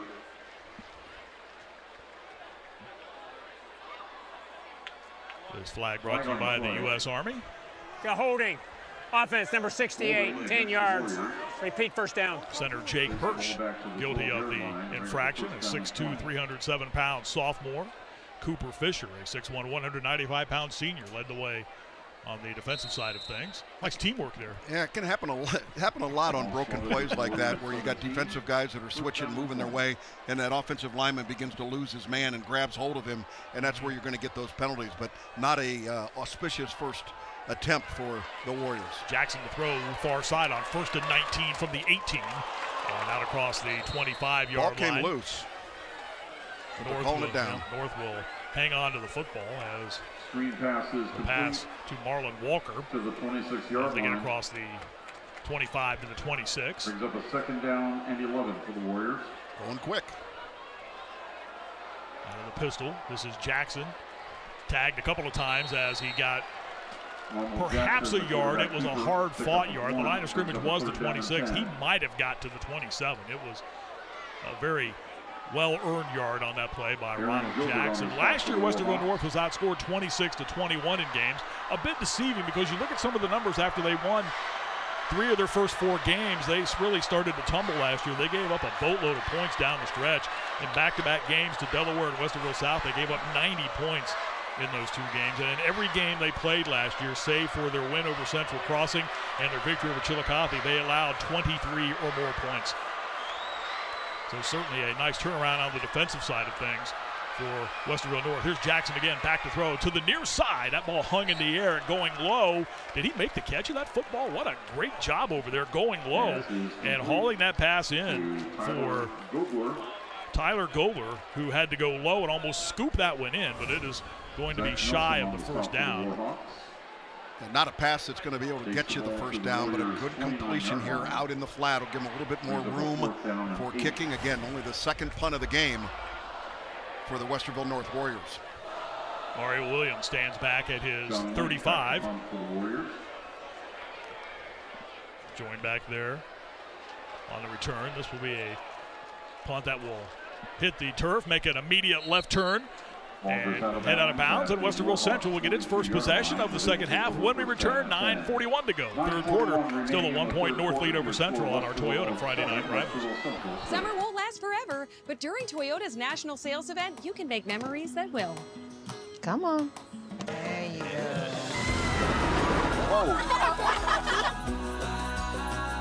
Where's my mom? Just be in the moment.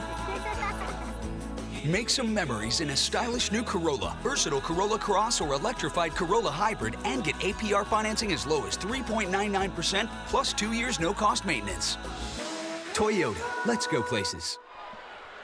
Let's see if Westerville Central can get some offense going, and this could be a pick 6 on the first play of the second half for Westerville Central. It will be a pick 6 as intercepting that pass and racing into the end zone for the touchdown for the Westerville North Warriors was Trey McDonald, outside linebacker. Jeff read that play perfectly. Well, they've shown that play all evening and getting that ball out into the flat, and Trey McDonald was locked on that like a jet. I mean, he was coming in, the laser was focused, and that was a beautiful pick 6. Watch, Jason Gwynn gets it out there, and the timing on this is something special. Trey McDonald, the junior, playing that outside linebacker position. 5'9", 163-pounder with another Ramos Roofing touchdown. Get your free estimate on a roof by calling or texting 614-761-ROOF. And again, there's our first turnover of the night, and it results in points for Westerville North. Link on for the extra point. Snap good, hold good. The kick is up, and it is good. And Westerville North has expanded their lead to 14-6 over their cross-district rivals from Westerville South. The defense comes up with points as Jason Gwynn, who was picked off 17 times last year, gets picked off for the first time tonight, and Trey McDonald turns it into points for Westerville North's defense. Well, Coach Ed Miley couldn't have drawn up a worse scenario in this situation. He mentioned to our own Kellyanne Stitz at the halftime interview that they only had 3 possessions in the first half. They get their first opportunity, and boom, you get it turned right back in your face. They'll get another opportunity, obviously, but now trailing in this game 14-6.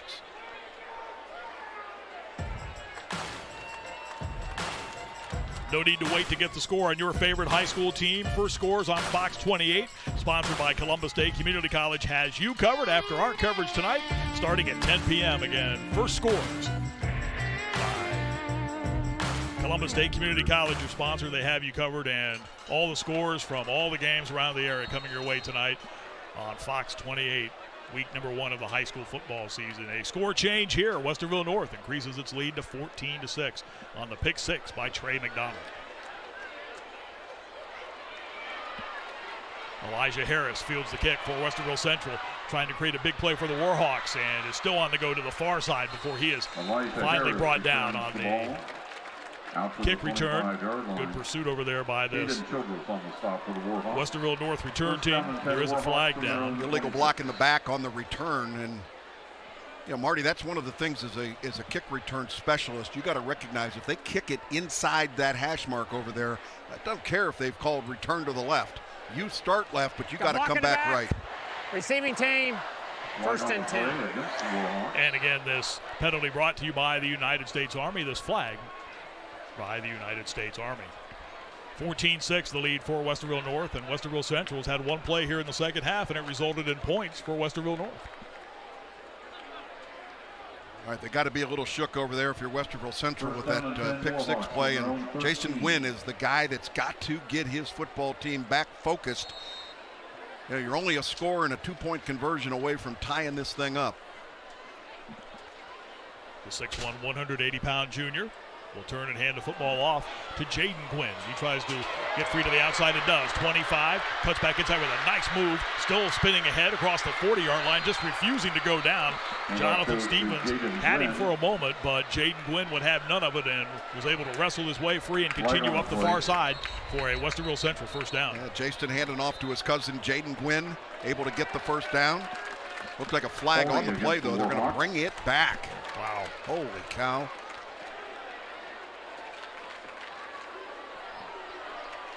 Westerville Central with a turnover and a pick 6 to start the second half.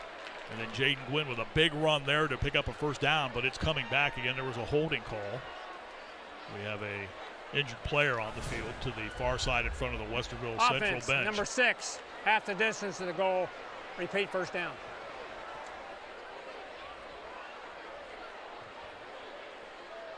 So the Warhawks will scrimmage again as the ball will be moved back. Backs the Warhawks back to their own 7-yard line. First down and 15.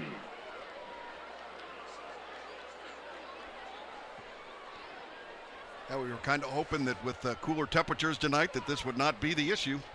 Dealing with that right now. Hopefully that's all that it is for that Westerville North player. We talked at the top of the broadcast tonight how we're seeing some changes all around the area this year with all the news about college realignment. There is high school realignment around the area too. The Central Buckeye League comes back after being disbanded back in the early part of the 90s. It's back featuring schools such as Whitehall, Grandview Heights, Columbus Academy, Buckeye Valley. The OCC, which currently stands at 34 members, is going to lose a member when Franklin Heights leaves. They are headed to the Central Buckeye League in a couple of years, but they are expanding and bringing in Taze Valley and Logan.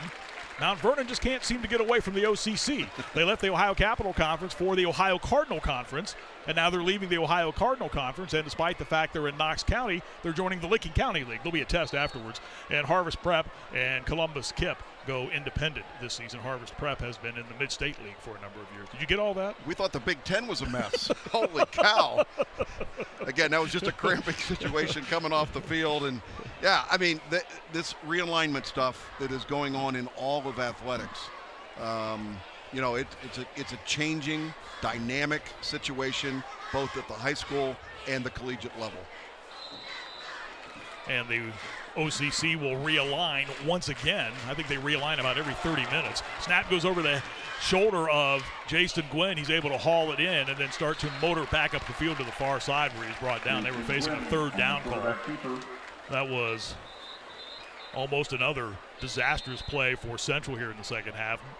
Braylon Nolan was the Westerville North player that was able to make his way off the field. Here's the snap go right through the hands of a little high, but that's something you got to hold on to, especially when you've got the end zone right against your backside. And looked like we got another cramping situation on the field, if I'm not mistaken. To the far side, and that appears to be the situation to the far side. 9:01 to go in the third quarter, a 14-6 lead. Westerville North over Westerville Central. Great to have you with us. Glad to have you with us tonight on our Toyotas Friday Night Rivals.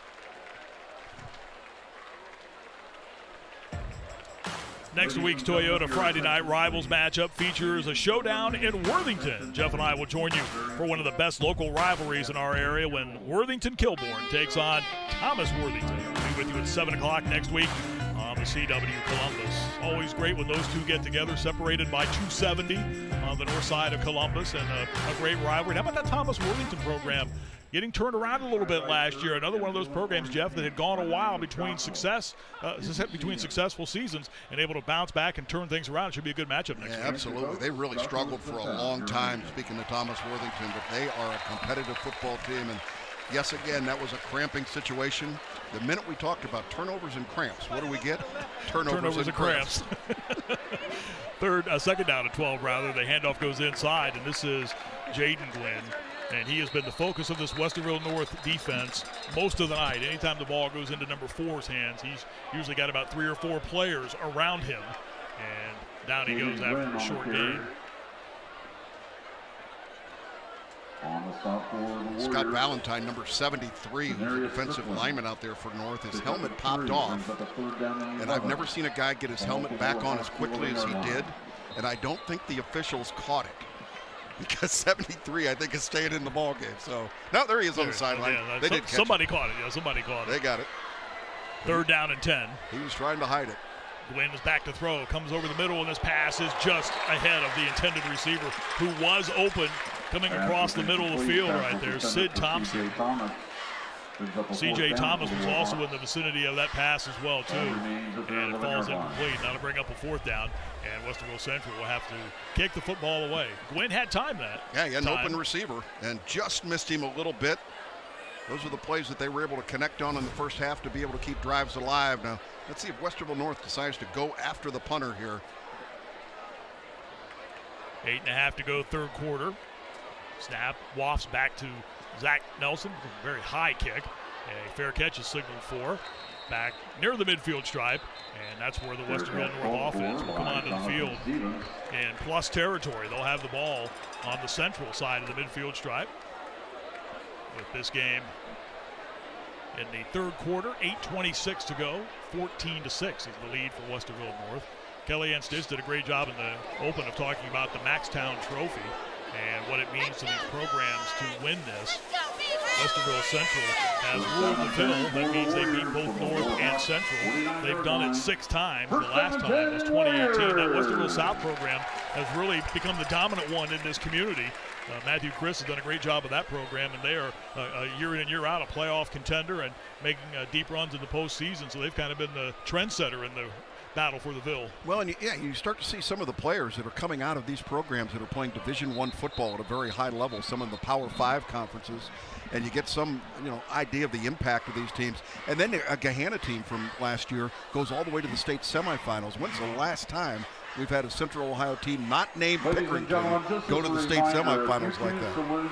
If you choose to leave the one of the coaching changes in the area at Pickering and Central, Jay Sheriff, the longtime head coach, stepping down after last season. Jeff Lamonaco taking over that program. In fact, we'll see the Central Tigers a little bit later this year. Looking forward to that one when they take on Pickerington North. We talk about intense rivalries. Here's a pitch and catch on the first play from scrimmage for Westerville North on this possession, as Ronald Jackson able to drop back and find Tyler Goldner across the 46 to the 45-yard line. We talked about Stan Jackson, one of those new coaches. Here, 18 brand new coaches at new programs. Now, that again, some of those guys were head coaches before they had head coaching experience, but 18 are starting new positions this year in the Central District. Westerville North, again, trying to get everybody set. 3 wides to the near side for Ronald Jackson. It's a 2nd down and 6. They're at the Central 45. Jackson darts, hits his own man, is grabbed by the shirt. His helmet flies off, and down goes Jackson. Flags come in. I think that was inadvertent on the contact while the helmet popped off.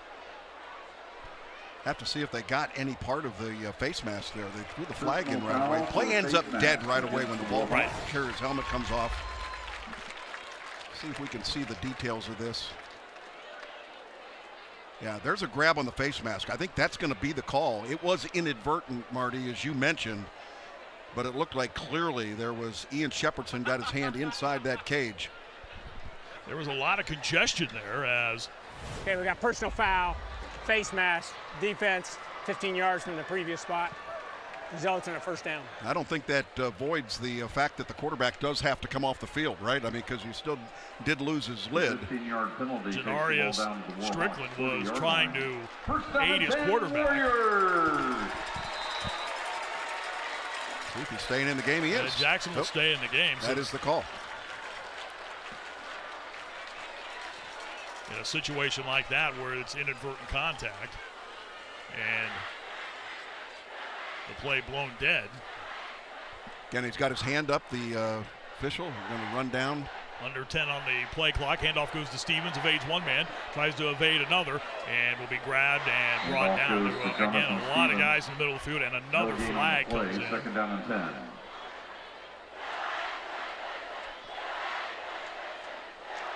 Ian Shepherdson was one of the Warhawks in on the tackle attempt, and we have a Warhawk player down. This may be another cramping situation, and that is indeed what we're dealing with right now with 7:10 left here in quarter number 3. It was a night where the temperature was expected to start to drop as the evening went along. It was a little humid at the beginning. We had the weather forecast from Marshall McPeak to start things, and he was right on the button about what we were going to have tonight as the evening started to cool off. But okay, we have a sideline warning against the defense. Number 42 Central and number 11 North sent off for 1 play.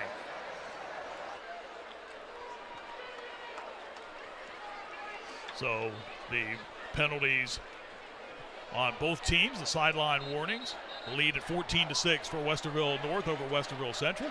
On the sidelines for us again is Kellyanne Stitz. Yeah, guys, so lots of former Buckeyes on this Westerville North side, including Beanie Wells, former Buckeye running back and 1st-round pick. And he has a very supportive family. Both of his young boys, Christian and CJ, are here. Now, they're in crutches. Get this. Not good news, but they both tore their ACLs on the same day this past week, just 10 minutes apart, playing football. Christian, the older one, he's following his dad's footsteps at running back, and I talked to him and I was like, you're toughing this one out to come support your dad, first time coaching at Westerville North. And he said, yeah, because I love my dad. He's going to do anything. He embodies that power spirit to keep fighting and coming here to support his dad, despite their injuries. Kellyanne, that's a great story, and the unfortunate part of it, the injuries, of course, to the two Wells boys on the same day, one in 7th grade, one in 6th grade, and the same injury. Yeah, unbelievable. Wow. I mean, what a tough situation, and you hope the young men will be able to recover. They certainly have some good bloodlines in Beanie Wells, and I know he is certainly proud. 3rd down and 3 upcoming for Westerville North as they move into Central Territory. The ball's at the 23. Ronald Jackson back to throw, looks towards the end zone for Adams. Oh, did he make a catch? He did. Look at that. One-handed catch on the seat of his pants into the end zone for a Westerville North touchdown. Holy cow, that looked a little bit like Marvin Harrison Jr. from the Ohio State Buckeyes making the circus catch. What a job. And that's another Ramos Roofing touchdown. Watch it here. A sensational catch by Vari Adams. Get your free estimate on a roof by calling or texting 614-761-ROOF. Look at that. Oh, no question about it. One-hands it, and give some credit to Ronald Jackson. This is a back shoulder throw. It's intended to go to that flag right there. That's exactly what he did. No question that that ball was caught. And celebrate, young man. That is an absolutely outstanding pass and catch. Stan Jackson said earlier in the week that Vari Adams has the tools to make it to the National Football League. That was a pretty darn good catch right there by that young man.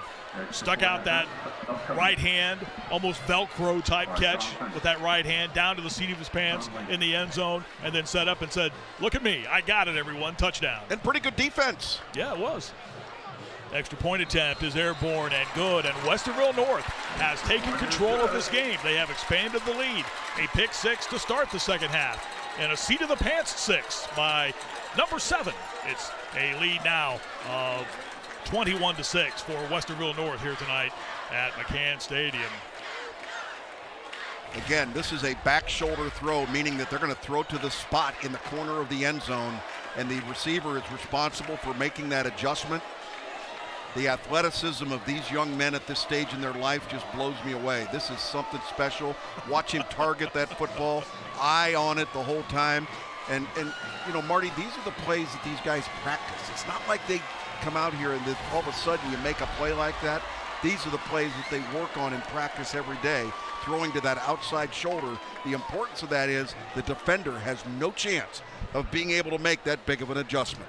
5 plays, 49 yards. Our ADMH scoring summary, 2 minutes and 16 seconds, and the lead expands to 21-6. Vari Adams with a sensational catch in the end zone.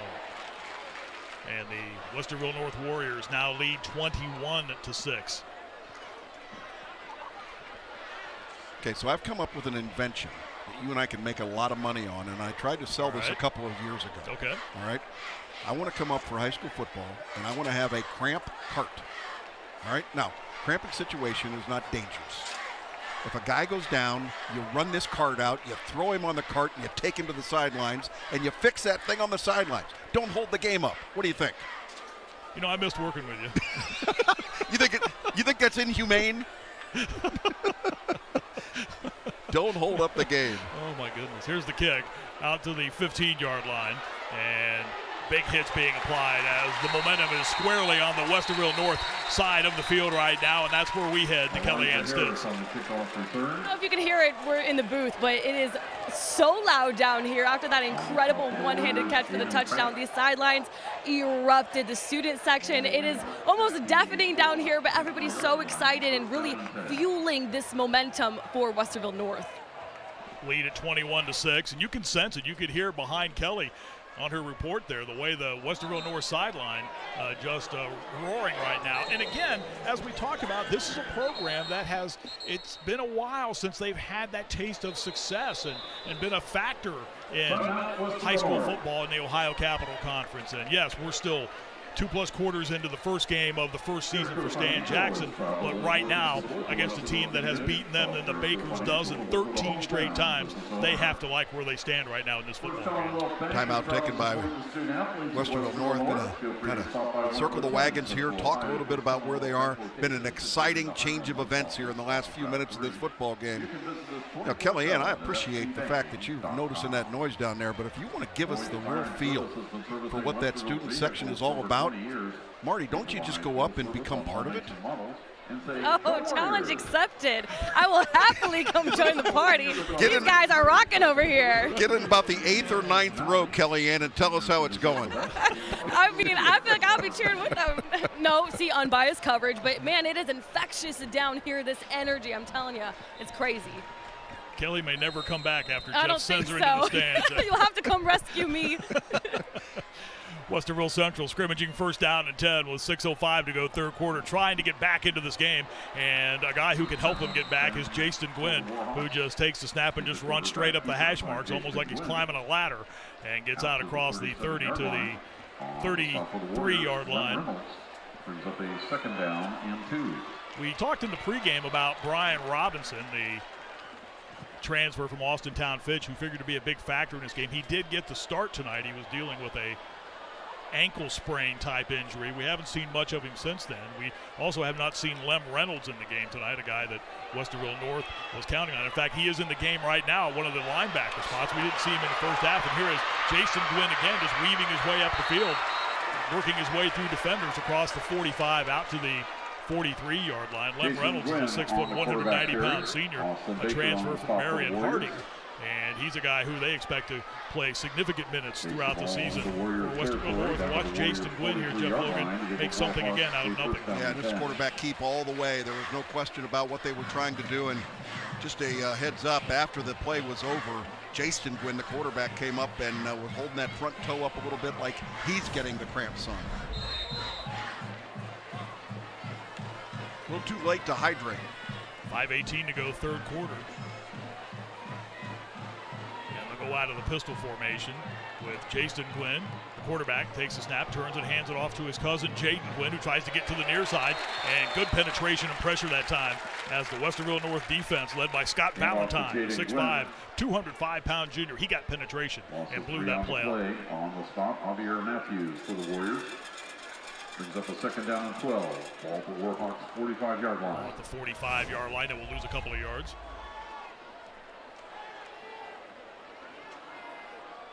Boy, good team tackling there by Westerville North, most certainly. And either one of these Gwynn young men, Jason or Jaden at the running back spot, have the ability to hit the home run every time they touch the ball. Play clock down to 5 seconds. 2nd and 12 for the Warhawks. It's Jason Gwynn turning it up, and there he goes, 35-yard line, and just got the first down. As he was working up the far side hash marks. There is another penalty flag. This is a face mask. And it is against the defense. That was a vicious one, too. Not that it was intentional, but it was a vicious one. Jason Gwynn came down in a hurry. A personal foul, face mask, defense number 12. From the end of the run, 15 yards. And we have another Westerville Central player who is dealing with a cramping issue. And here comes Jason Gwynn running right at you. Watch his hand go right on the face mask there. Yikes. That's scary. You whip that head around like that. But able to come up with a big first down, and they're not going away. This Westerville Central football team's got a lot of pride. You know, a year ago, they started their season 1-4. Not the kind of start that you'd want. But what did they do? In week 5, they upset Pickerington North. I mean, that was a big upset for them, and they went on and ended up with, I think, a 5-7 season. 5-7. You know, and so the second half of the season was really magical for this football team. Wasn't so much of an upset as it was a pounding. 42-15 was the final that night when they drilled a very good Panthers football team, which ended up going 7-5 last year. Jason Gwynn fakes the handoff, and there he goes to the 10, to the 5. Tries to get out of a tackle attempt and is thrown down inside the 5. It's a 1st and goal for the Warhawks of Westerville Central, who come battling right back down the field, down 15 points, trying to get closer here to the 4-yard line. You can't take your foot off the gas pedal if you're on defense over here, because players like this will make you miss, and that's exactly what happens here with Jason Gwynn. Again, a year ago, 715 yards rushing, 5 touchdowns from the quarterback spot, 13 passing touchdowns on the year. Gwynn has had a good night running the football for Westerville Central, and what he's been doing, Jeff, in this drive alone is keeping plays alive and giving them opportunities as this drive continues. Handoff inside to Jaden Gwynn, and he is thrown down by the shoulder pads, picked up about a yard to the 3-yard line. Lem Reynolds in on the stop. Stan Jackson was telling us prior to the game that Lem Reynolds, along with Brian Robinson, are 2 guys they expect to be difference makers as the season goes along, and they were going to give Lem Reynolds a game time decision, and perhaps just letting him sit through the first half and get better and get to the point where he could get back into the game and make a difference, and he's been on a couple of tackles here in half number 2. 2:45 to go in the quarter. They hand it off again to Gwynn, Jaden Gwynn, and again, Westerville North defense has him zeroed out. They know exactly where he's at when he gets the football.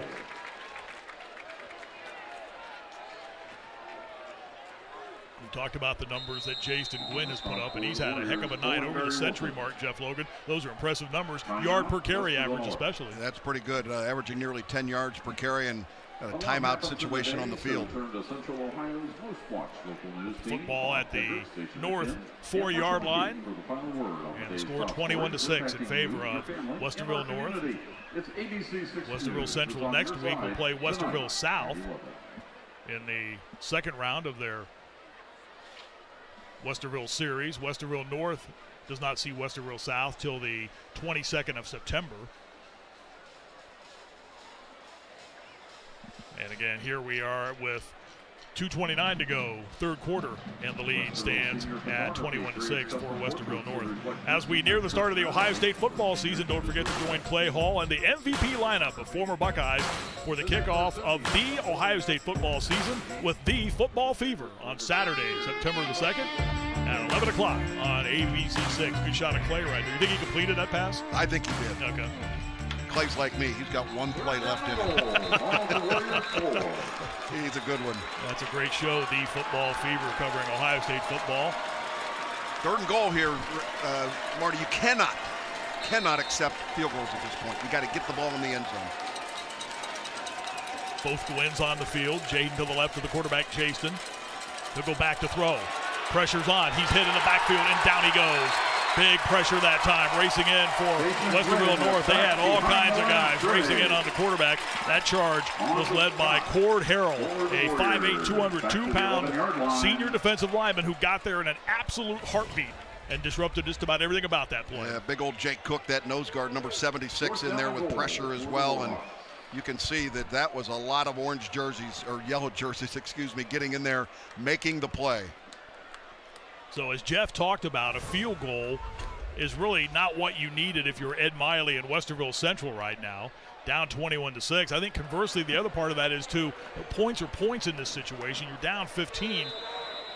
Time starting to wind down here in this third quarter, and they're going to discuss this situation. It's a 4th down and goal from the 11.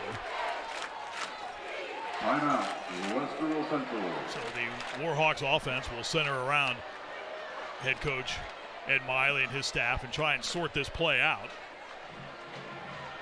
You know, it's a 2-score game either way if you come up with a field goal, right? I mean, it's you're trailing now by 15. And again, have to make a 2-point conversion in order to bring things together.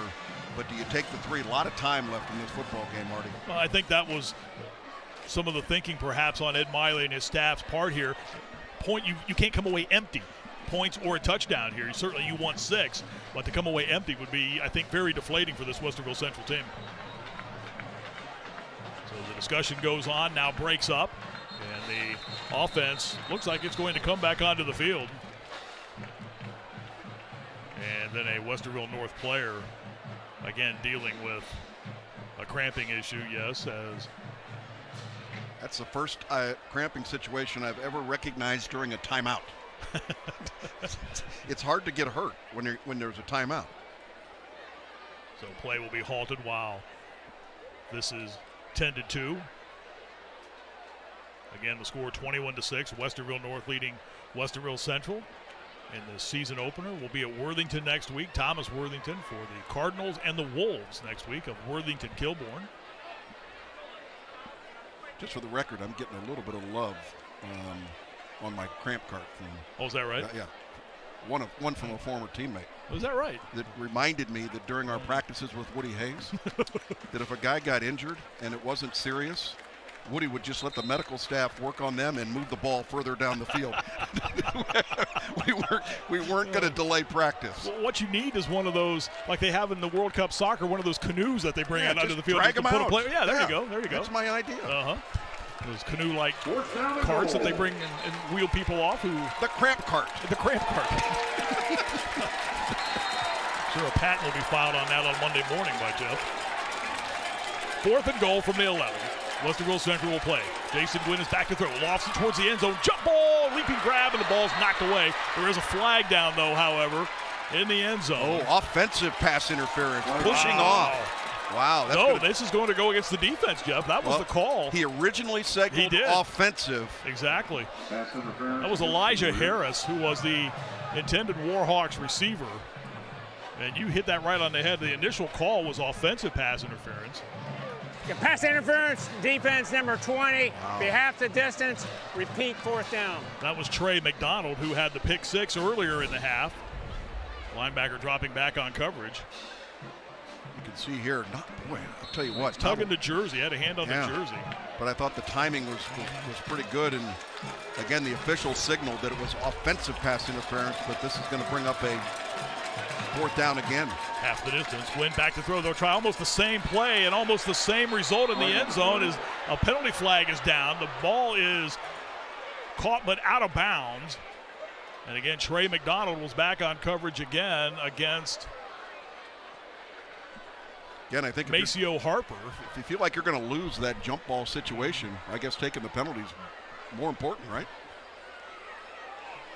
So we, again, wait this crucial penalty call. And again, it is against the defense. Pass interference, defense number 26. Again, half the distance, repeat 4th down. Well, we're getting closer. Half the distance now puts the ball between the 3 and the 2. And we still are on 4th down for Westerville Central. So they've tried the same play twice and have got pass interference penalties each time half the distance. So here we go again. Glenn again, back to throw. Here comes the rush, gets the ball away into the end zone, and this pass is incomplete. There is no flag, and the Westerville Central players are hopping mad there. Elijah Harris pleading for a penalty flag. None comes in, and the football on downs goes back to Westerville North. Yeah, Jason Gwynn just had no time for the play to be able to develop. You can see the pressure coming from his backside. Had to unload the football. Pretty strong move there. You can see the contact over the middle, and that's where they were looking for a call, but nothing from the officials on this time, and they will turn it over on downs inside the 5-yard line. And you can see the consternation on the Westerville Central side of things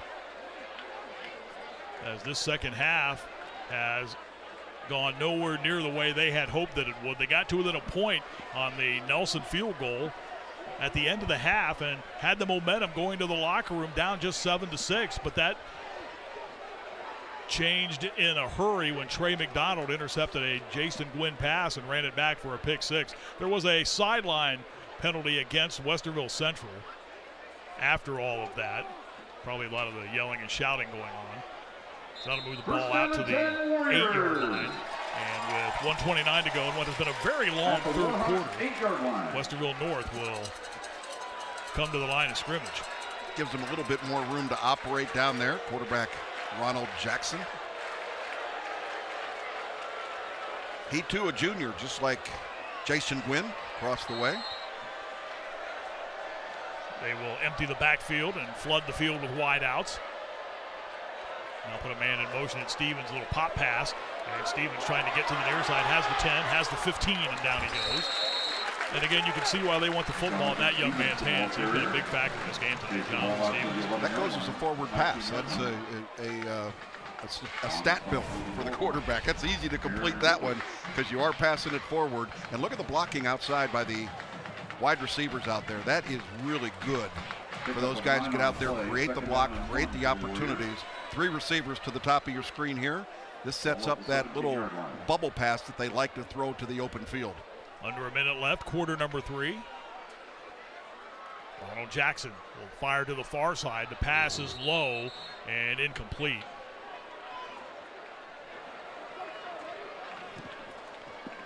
Throw in the vicinity of the intended receiver, Tyler Gobler.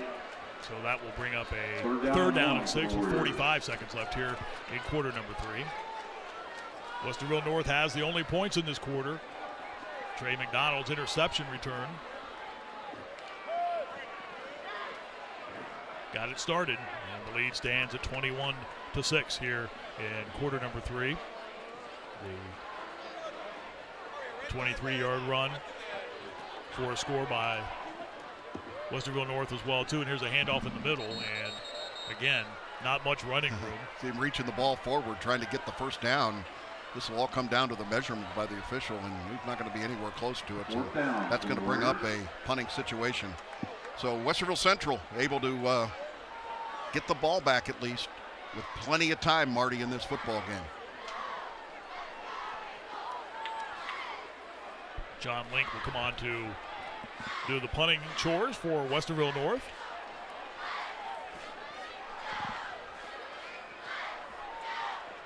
Mario Williams stands back at his 48-yard line.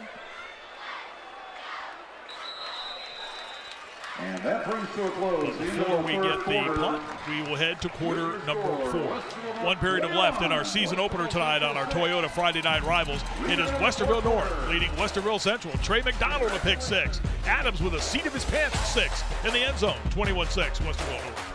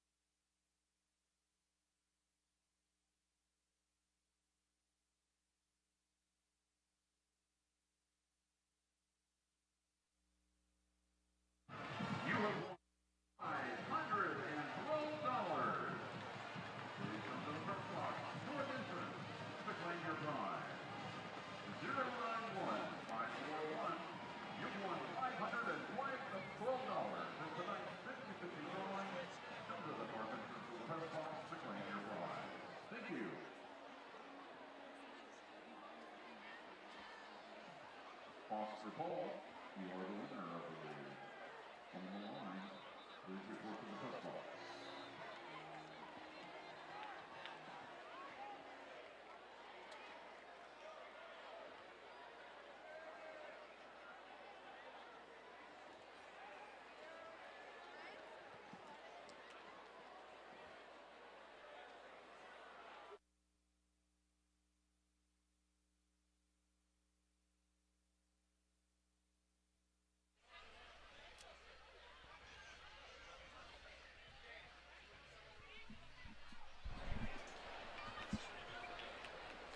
(21-6) is the lead. Westerville North over Westerville Central as we go to quarter number 4. Welcome back to Westerville North. Along with Jeff Logan and Kellyanne Stitz, I'm Marty Bannister, our entire Friday Night Rivals crew. We are so glad you are with us this evening for this season opener. Westerville North trying to pick up a win in this series, something they haven't done in the last 13 times these two have got together, and they have played every year over that stretch. And right now, heading to the fourth quarter, the Warriors are 12 minutes away from doing just that, leading 21-6 as this game heads to quarter number 4 here this evening. Our scoring summaries tonight have been brought to you by Alcohol, Drug, and Mental Health Board of Franklin County. We've had 27 points in this one tonight. Defense has contributed points. Now we have a penalty up front as we start the fourth quarter here tonight. Dead ball foul, encroachment, defense, 5 yards. Oh, first down, First Marty. down. Holy cow. When you've made enough mistakes tonight if you're Westerville Central to last the season.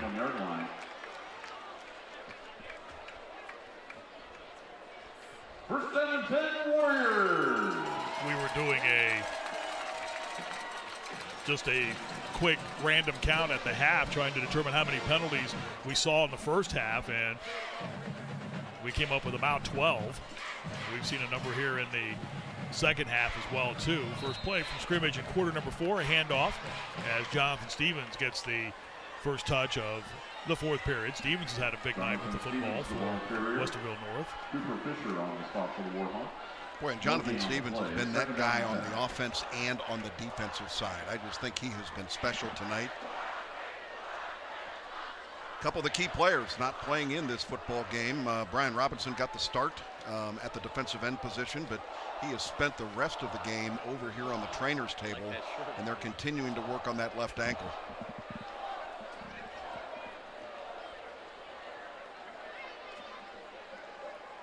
Ronald Jackson to throw to the near side. The pass is caught by Goldberg. He goes down at the 25. Stan Jackson, the head coach at Westerville North in his first go-around as a head coach. And I asked him earlier in the week and then again today prior to the game when I saw him down on the field if it had really kind of hit him what it would be like when he walked on the field and the lights went on and everything that surrounded this game kind of hit him, and he was very calm and collected about all of that. And again, not being a head coach as another penalty flag comes in, you think that perhaps that loses, because you hear this a lot of times, Jeff, when a team plays a big game like this. Foul, encroachment, defense, 5-yard penalty. Still third down. That flag on the play, sponsored by the U.S. Army. They say when the game starts, that all goes away for players. Is it the same for coaches? Yeah, I think it is. I think there's so much you have to do and be prepared for down there. And I think that's a learning experience for Stan Jackson. I think you can talk about it in youth football all you want, but it's a whole lot different when the lights are on at the high school level, especially at this level with this kind of a rivalry. Jackson saying he wasn't really sure he was going to go after this coaching job when it popped open, when Brian Johnson decided not to come back, and said he thought long and hard about it, and admitting he didn't know who some of the other candidates were for this job. He did say that he felt like he was the best man for the job, and that's not to take anything away from someone else who interviewed for the job, but you think about the background that he brings with him and all the former Buckeyes that he has brought onto his staff, as Jackson hands the football off to Stevens, who evades one man and has room 40, out to the 45, and will go out of bounds after Westerville North first down. That impact of bringing in all those former Buckeyes players has impacted his team. Ask left tackle Jay Cook about how big that was. Yeah, there's no question about it. Look at the shifty move here, being able to take the ball inside. Again, if you're that defensive end, Cooper Fisher over there, your responsibility is to make sure you turn that play back inside.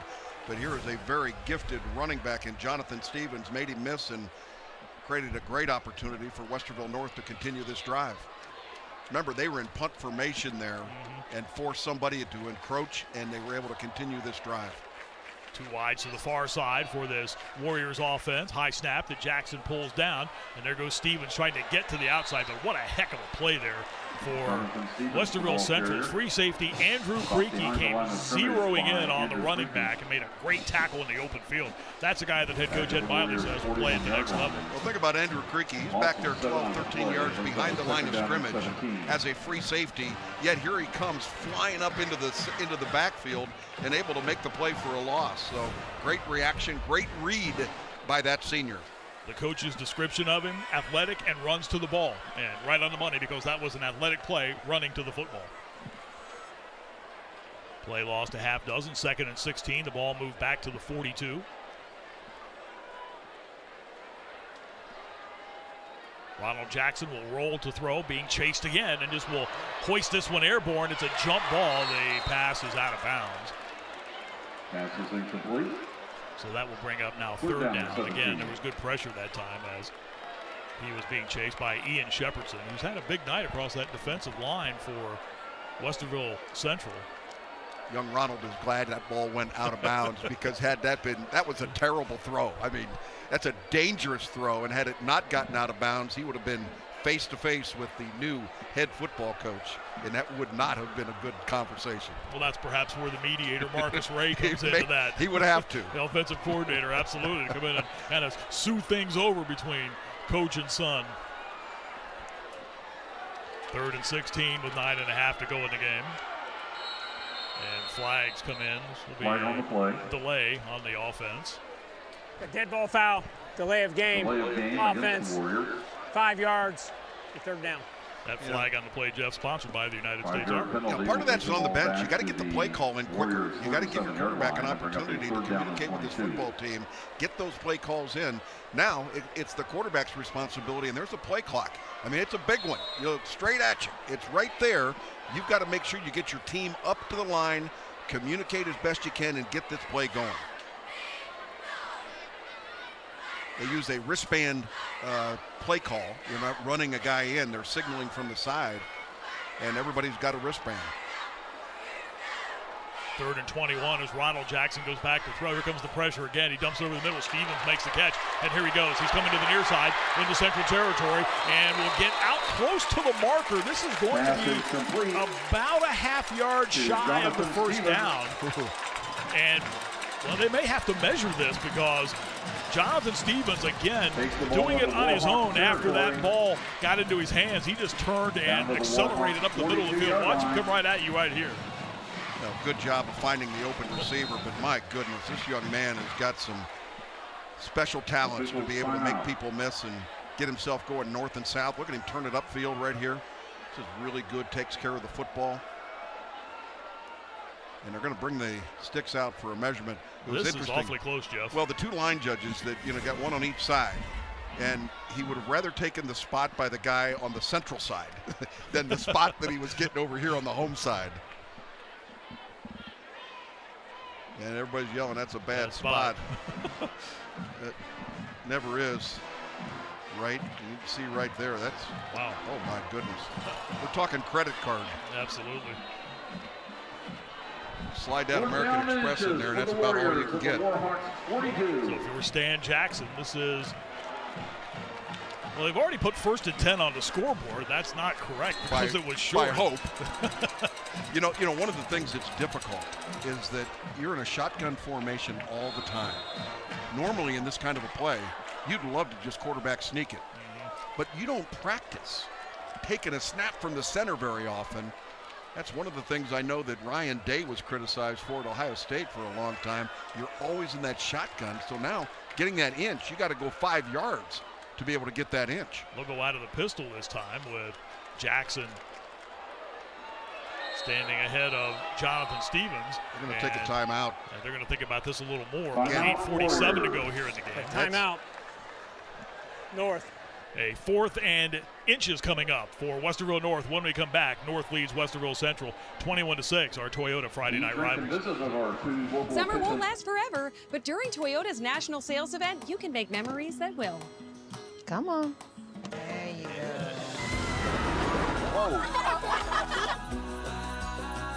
Where's my mom? Just be in the moment.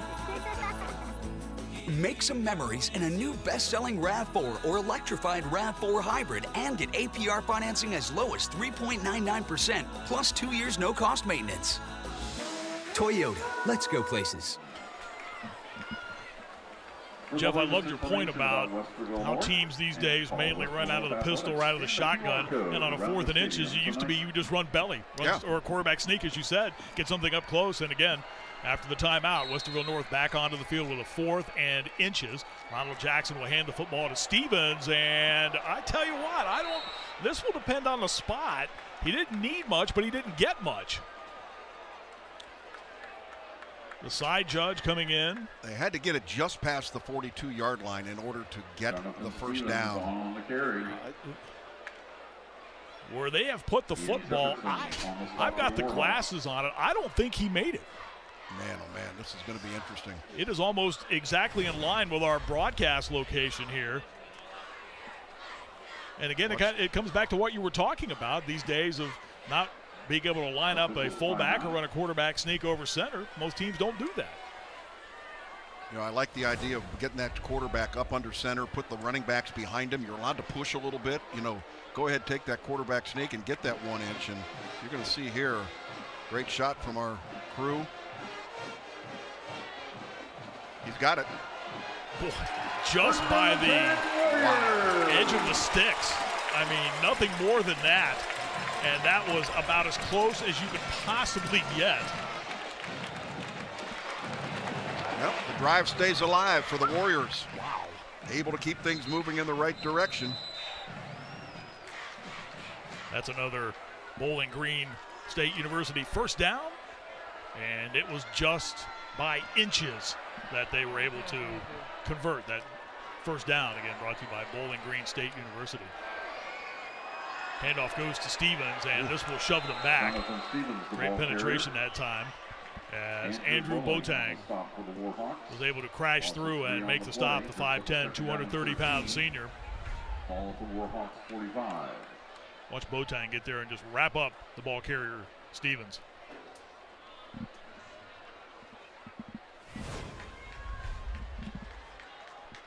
Clock rolling. We go under 8 minutes left in the game. Westerville North led 7-6 at the half.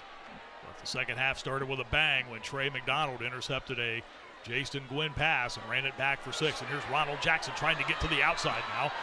And it is thrown down. Andrew Creaky comes over and makes the tackle. Flag comes in. Flag on the play. Helmet came off on the sideline there.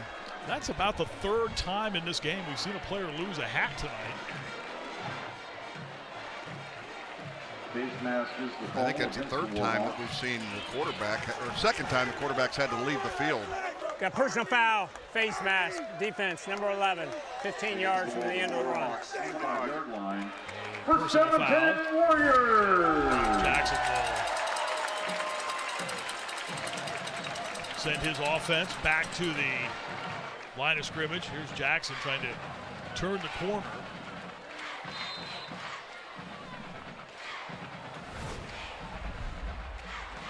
Trying to get everybody to settle down out there a little bit. Ronald Jackson going to try and use the clock as best he can here now that he's got the first down and he's got that play clock right in front of him.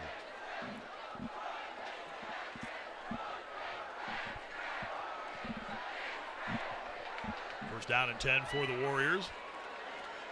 Stan Jackson looking for his first win as a high school coach. He's 7 minutes and 10 seconds away from getting it. Ronald Jackson will keep the football, trying to get to the far side. There comes another flag, and he makes the toss. Flag on the play. And that flag coming in as the ball carrier tried to sprint to the outside. Well, if we had 12 penalties in the first half, we've eclipsed the 12 mark in the second half. Caden Childress, the ball carrier for Westerville North. Go holding. Offense, number 12, 10 yards from the previous spot. Repeat the down. And that flag, again, sponsored by the United States Army. You get a low number out there holding. That's one of your receivers out there that, you know, they're engaged for a long time out there trying to block on the perimeter. That is a very difficult thing to be able to do. But again, way too many penalties in this game for both sides. A lot of coaching up going to go on in the second week of the season. Our stats tonight being handled by Murphy Hornig. 13 penalties in the second half, Jeff Logan. Back to throw is Jackson to the far side. The pass is over the outstretched arm of the intended receiver down that far sideline as they, again, tried to get the ball deeper into central territory. Again, that pass intended for Goble. Mark Williams on the coverage for the Warhawks. We'll start looking for Barry Adams here. You know, he had that great touchdown reception. He's at the bottom of your screen down here.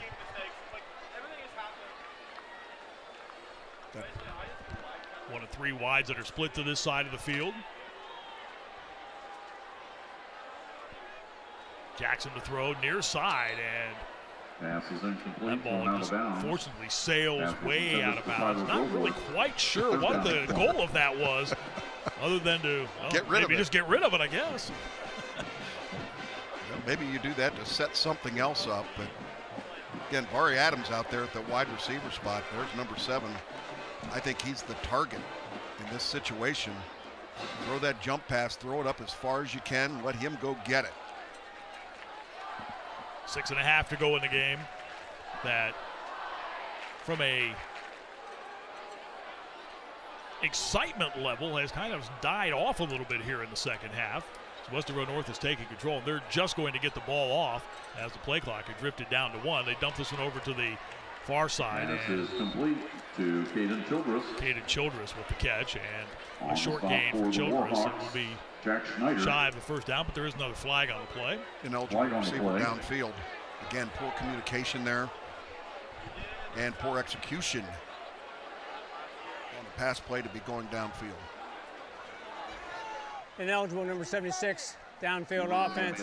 That's been declined. Fourth down.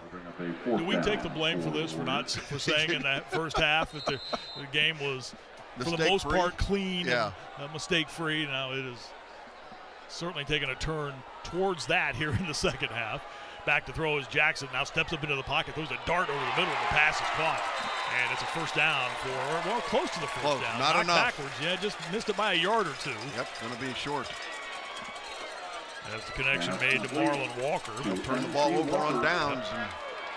So still some life for Westerville Central, and all you have to do is go back to last year's game to know that they're not out of it. They ran the Boise play last year, which resulted in a game-winning touchdown pass with 5 seconds left. They were down 20-17 at that point last year. They're down in this one 21-6, and you would have to think for the Westerville North players who were on the field last year, they certainly remember that, and I would think the Westerville Central players certainly remember what happened in that game last year.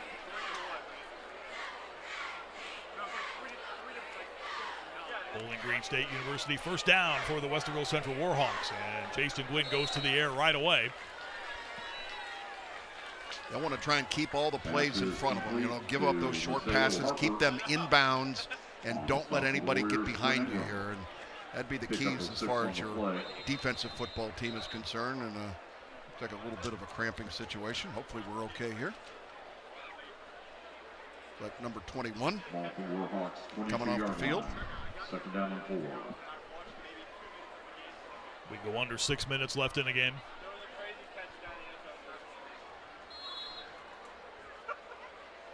Westerville Central with a second down and 5 call.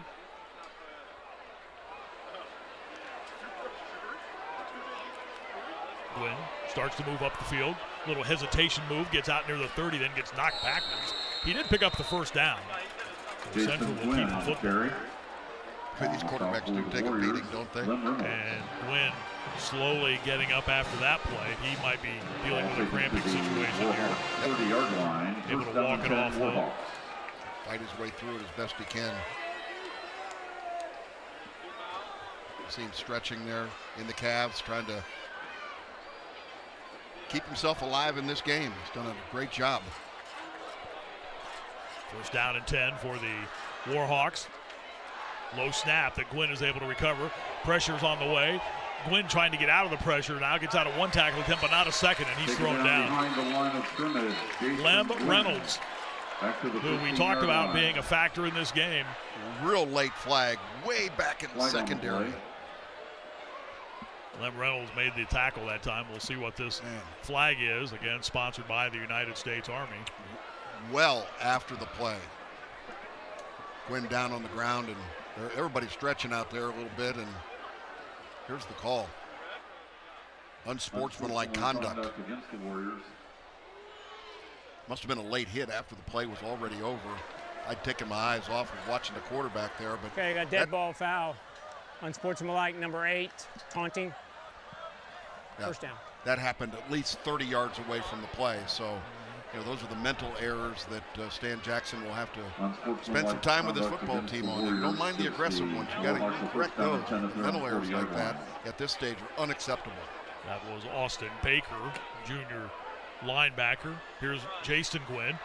Scoots through a tackle attempt, and moves out near the midfield stripe and gets into Pickup of 13 on the carry. Westerville North territory, picked up 13 yards. 48-yard line. Another first down, and again we've got players down dealing with what look to be cramping issues.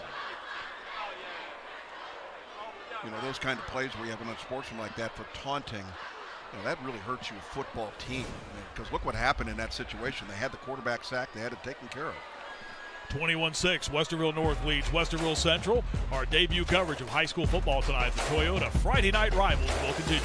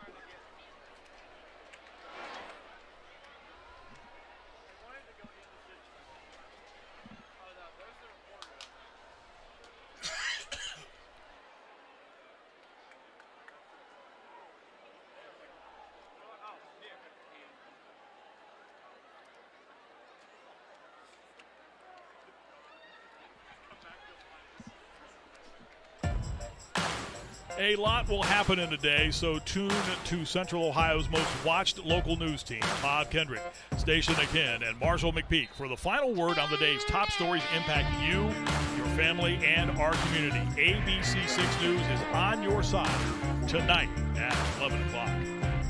Marshall crushed the forecast earlier tonight. Weather was right on the money this evening. 1st and 10 now, with Westerville North leading Westerville Central 21-6. And the Warhawks hand the football to Jaden Gwynn. Last year he ran for 670 yards, 3 touchdowns. He was a second team Ohio Capital Conference choice. Quick, tough guy who runs to space. Ed Miley very high on that young man. He just really hasn't been able to be a part of the offense as far as helping them get back into this game. Even though they were down just 7-6 at the intermission, Jeff Logan, here in the second half, when things got kind of away from them a little bit, he became less and less of a factor. Yeah, who would have thought that this Westerville Central football team, at least at this stage with just under 5 minutes ago, would be off the scoreboard in terms of touchdowns? I mean, that's shocking.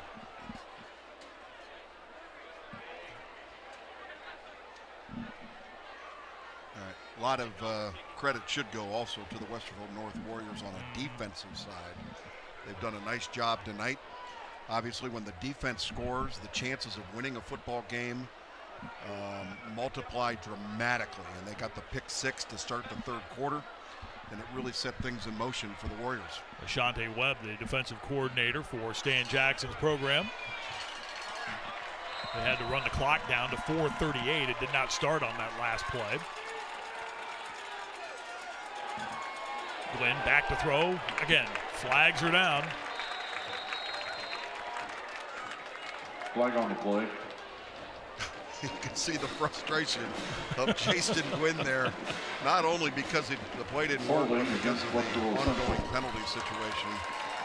Well over 30 penalties in this football game so far, and it's just really unfortunate. It takes a lot of the zip out of the game. The holding. Offense, number 76, 10 yards from the previous spot. Second down. Yeah, and Marty, it's not like just one flag. No.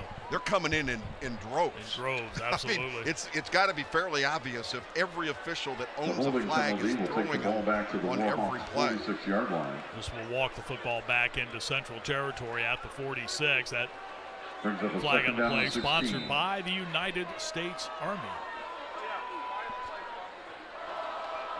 4:20 left in the game. Jason Gwynn looks, floats it to the far side, and just over the outstretched arm of Jaden Gwynn. Ball remains at the Warhawks 46-yard line. Timeout on the field here.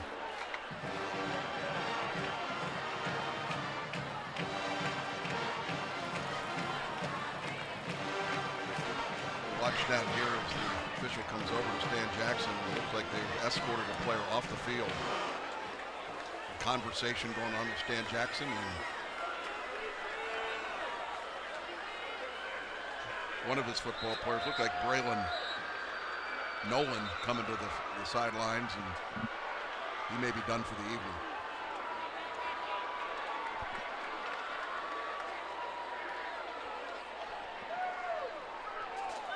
Third down at 16 with 4:12 left to play.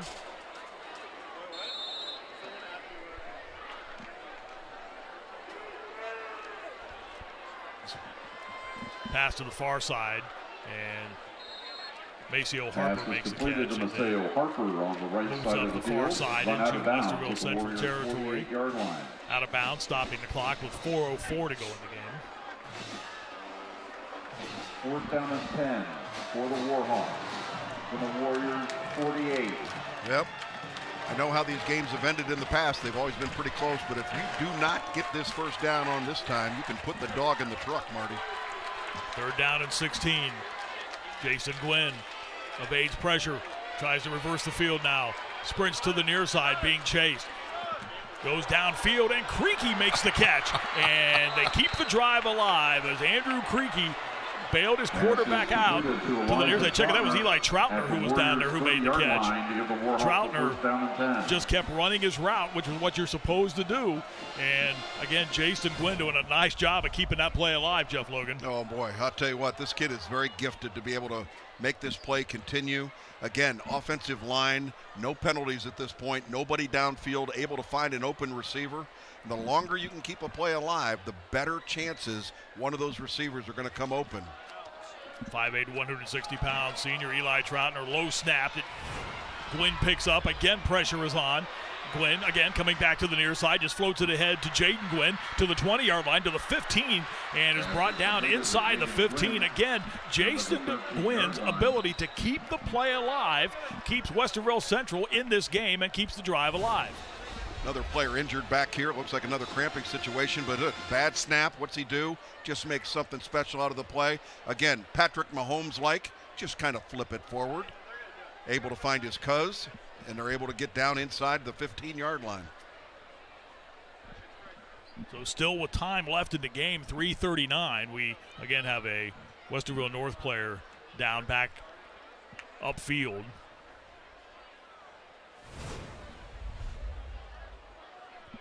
Jaden Gwynn, 670 yards rushing last season, but the ability to catch passes out of the backfield has become a big part of that young man's repertoire, and it has shown so far tonight. That was a big catch and run right there.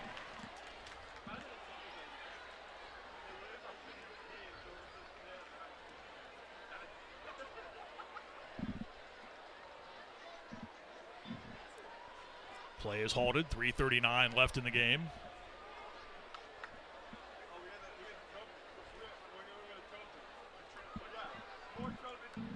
Ed Miley trying to keep his Westerville Central Warhawks in this one here tonight and pick up a victory in this series, which they have dominated. He's in his second year as the head coach of the Warhawks program. And Jeff, he spent a lot of time on his staff and learned from a pretty good one, and former Olentangy Liberty head coach Steve Hale. Yeah, Steve Hale, I got a lot of respect for him. I've known him for a lot of years, and Steve Hale wrapped it up, resigned, new coach at Liberty this season.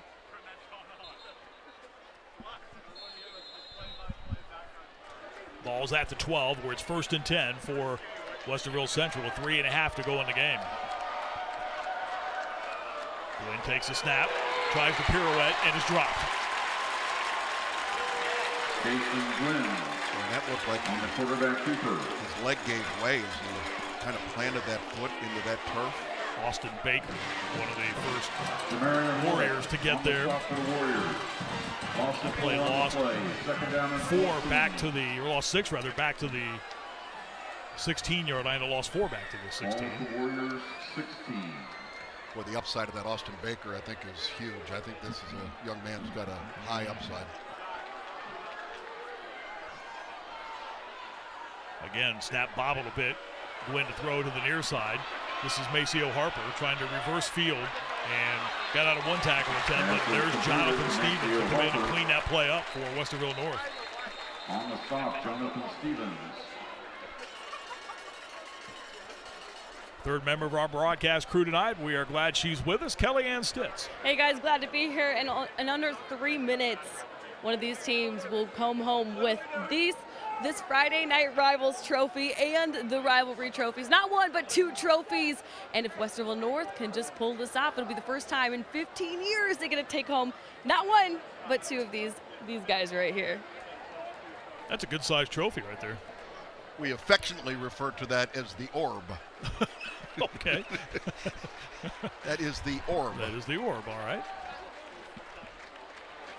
Nate Snediger, key part of that offensive line for Westerville North, making his way off the field, or Westerville Central, I should say, making his way off the field. He's a 6'4", 320-pound senior, scholar athlete. Got a lot of Division I offers. I mean, there's a big kid that can play the game. Another big kid that can play the game on the opposite side, that's Jake Cook. Two-way starter for Westerville North, another player receiving a lot of Division I interest. 18-yard line. 6'5", 312-pound junior. 2.5 to go, 3rd and 15. Low snap again, Jason Gwynn scoops it up, and he's on the roll to the 15-yard line and will be shoved backwards and out of bounds. And Jake Cook was over there. And I think they're going to rule that he stayed in bounds. Yeah, they blew the whistle after he had stopped his forward progress. No question that he was trying to get out of bounds, but you can see here the snap comes back way before he was ready. So again, having some communication problems up front, but using his athleticism and able to make things happen. So there's the whistle right there, and then he went out of bounds. So stop that forward progress, and timeout taken by Westerville Central to stop that clock.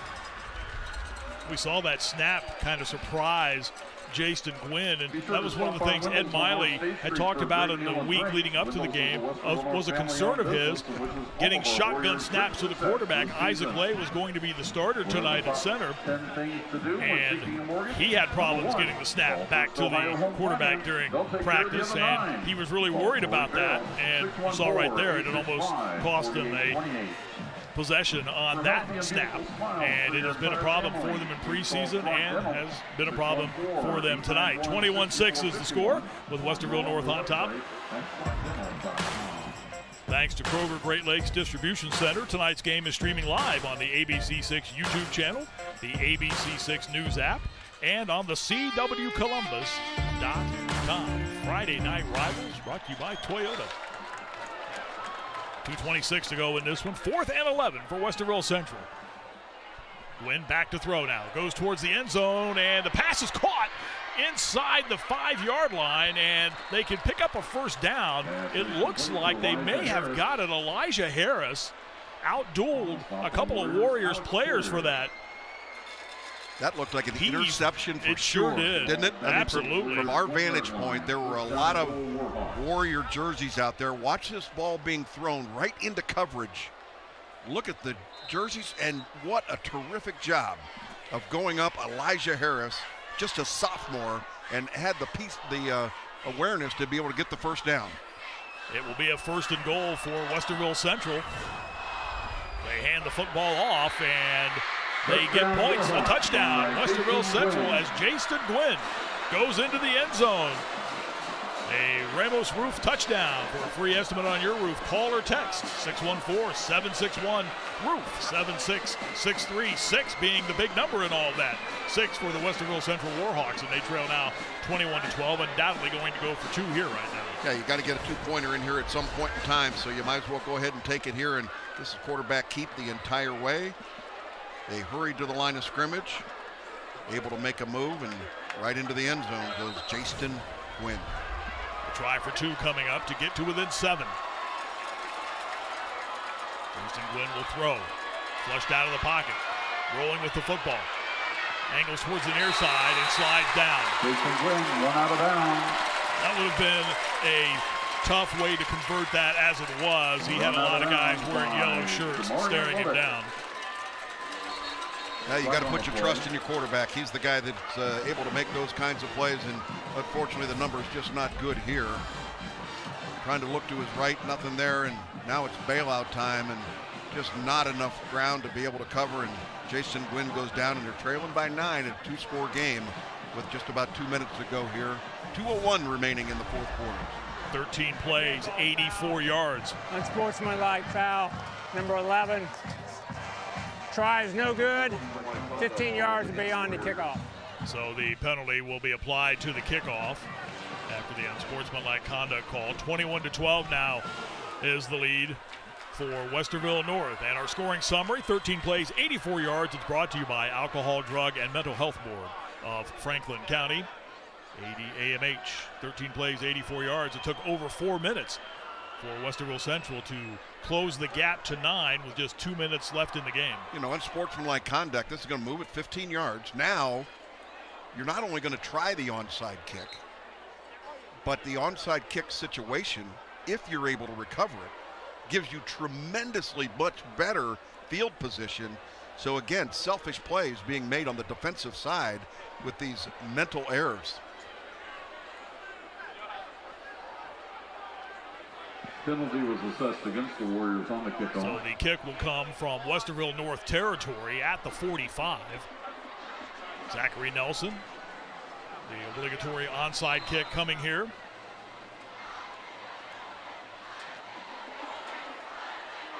And covered nicely by Westerville North. Onside kick recovered by the Warriors at their 30-yard line. That's where you want somebody from the baseball team. You want your shortstop over there, right? Want your shortstop in there, absolutely. Gobler with the coverage of the onside kick. Westerville Central 2 minutes away from their first win in this series in the last 13 tries. They lost 13 in a row coming into this one tonight. And what a big win this would be, not only from that standpoint, Jeff Logan, but also for Stan Jackson, bringing his system in, what he wants to do as head coach, to come out of the gates with a win in this series, big for the Westerville North Warriors. Absolutely the truth. And his son, Ronald Jackson, has certainly had a big part of tonight's football game, no question about it, but you got to give credit to the defense tonight as well. I think the defense has played a spectacular game. A Bowling Green State University first down. Handoff goes inside and bent backwards. After the short game with Jonathan Stevens, there was Andrew Creaky coming up to make the stop with 1:50 to go in the game. Play, brings up a 2nd down and 7. Westerville North is out of timeouts. Westerville Central has 1 to use. On the stop, they will gladly take that one into next week.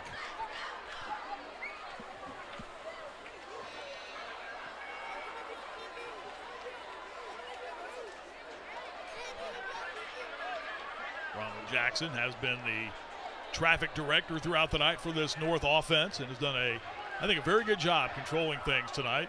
Much like his counterpart Jason Gwynn has had opportunities to make plays when things started to break down. Here's Jonathan Stevens. Look at that little low running right there as he rumbles and stumbles his way out near the 45-yard line. It is good enough for a first down.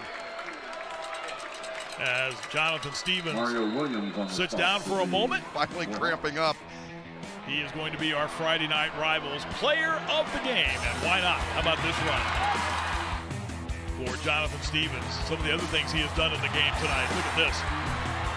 Just the ability to turn on that little extra bit of acceleration, Jeff Logan, like you used to do when you played. Well, it's a great talent that young man has, and he not only did it on the offensive side tonight, that's where you see a lot of these highlights, but Jonathan Stevens was an impact player on the defense as well. Stan Jackson said prior to the game, Beanie Wells said prior to the game, keep an eye on number 3, Jonathan Stevens. And he is our Friday Night Rivals player of the game here at McCann Stadium at Westerville North High School. The Westerville North Warriors are 1 minute and 10 seconds away from picking up a win against their rivals from Westerville Central. We mentioned it at the top of the broadcast how, Jeff, a lot of times in these intra-district rivalries here, not all the schools play each other. For example, in Dublin, Kaufman doesn't play Scioto anymore. You see in Olentangy, some of the Olentangy schools, there are 4 of them, they don't play each other. That's the one thing I think makes this rivalry so special. All of these schools play each other. Now, you got a limited number of crossover games. You got to play everybody in your division. I get that. And, the OCC Capital Division that the Westerville North Warriors are in includes Big Walnut, and Canal, and Scioto, and Franklin Heights, Delaware Hayes, Westerville, and South Kilbourne. But you make sure that your rival game and your rival games are all going to get played each year. That's really important to the community. Taking a knee. And the celebration will start on the Westerville North sideline. Another Bowling Green State University first down for the Westerville North Warriors. Kellyanne Stitz was carrying the orb, the trophy, and it will be presented to Westerville North as they will win this round in the Battle of Westerville, take a step towards becoming the rulers of the Ville as they come away with this victory here tonight, leading 21-12 with time running out on the clock. Our broadcast location here, we have some of the coaches going behind us as they make their way back down towards the field. The Westerville North coaches are rather excited right now, and you can't blame them. Some are happier than others. 20 seconds left. The celebration begins. The teams will move towards the midfield stripe and greet one another. And Westerville North, Stan Jackson, in his first game as a high school head coach, will come away victorious. His Westerville North Warriors will win tonight as they knock off Westerville Central. Whoa, and there's the bath. They got the ice water bath. 21-12 is the final as Westerville North comes away with the win in their matchup with Westerville Central. Look at the fan support for the Warriors. And they have won this matchup with Westerville Central. Still a long, long way to go in this season. We're just obviously in week number 1, Jeff Logan. But what a momentum boost and what a way to get things going for the Stan Jackson regime here at Westerville North. Yeah, well, I think the thing we learned tonight is both of these teams have terrific talent on both sides of the ball. Westerville Central has a lot of talent. There's no doubt about that. There's no question. And I think both of them are going to have good seasons. They're going to move in the right direction.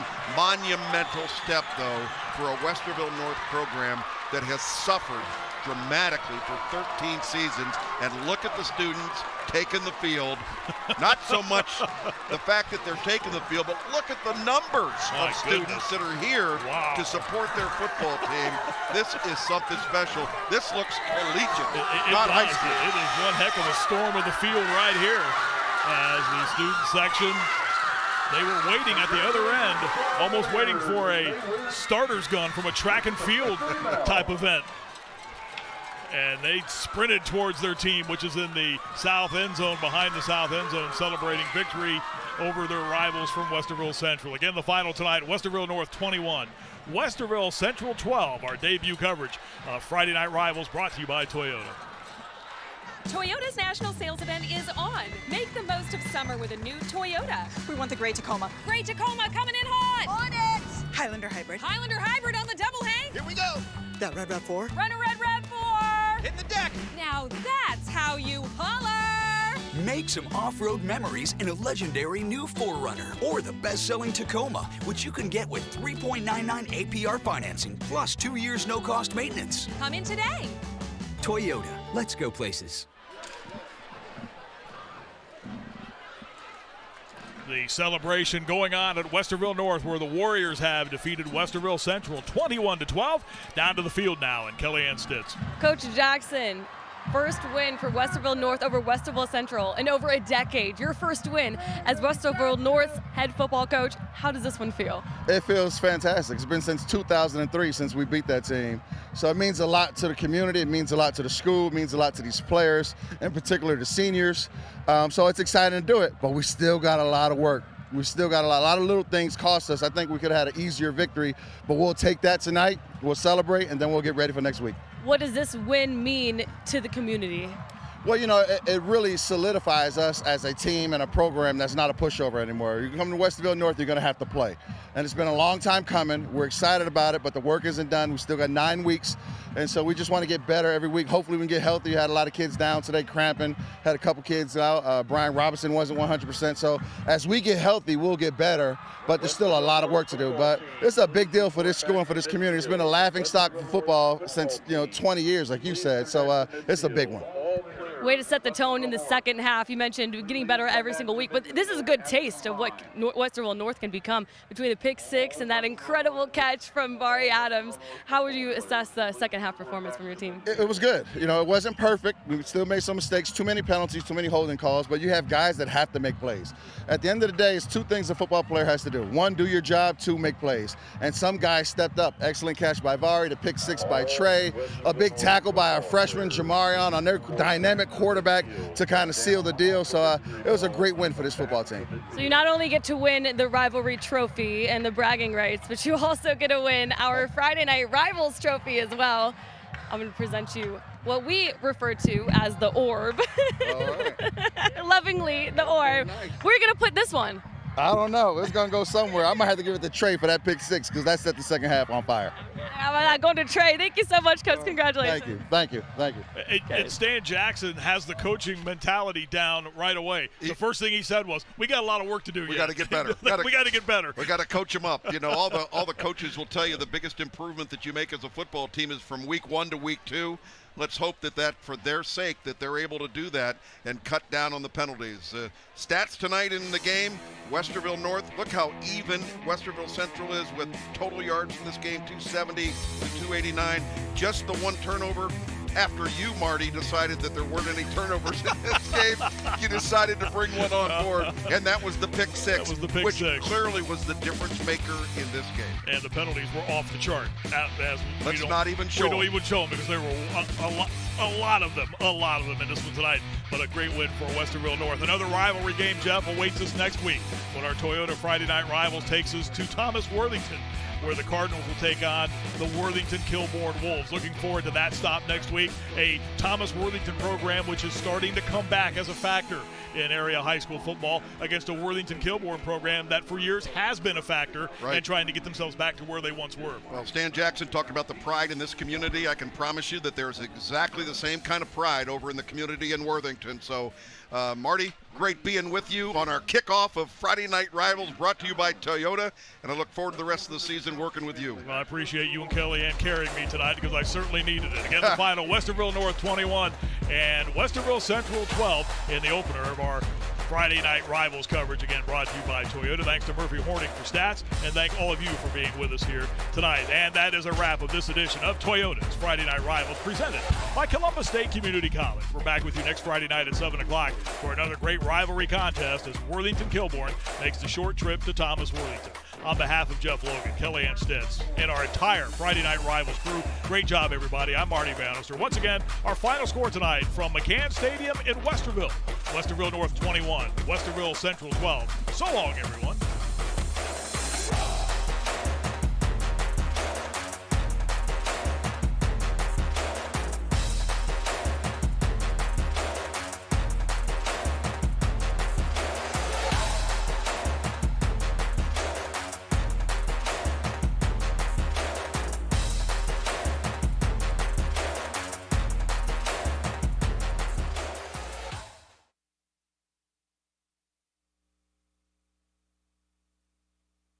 I'm sorry. Yes. This is for ABC 6. Okay. All right, y'all ready? Okay. Are we ready?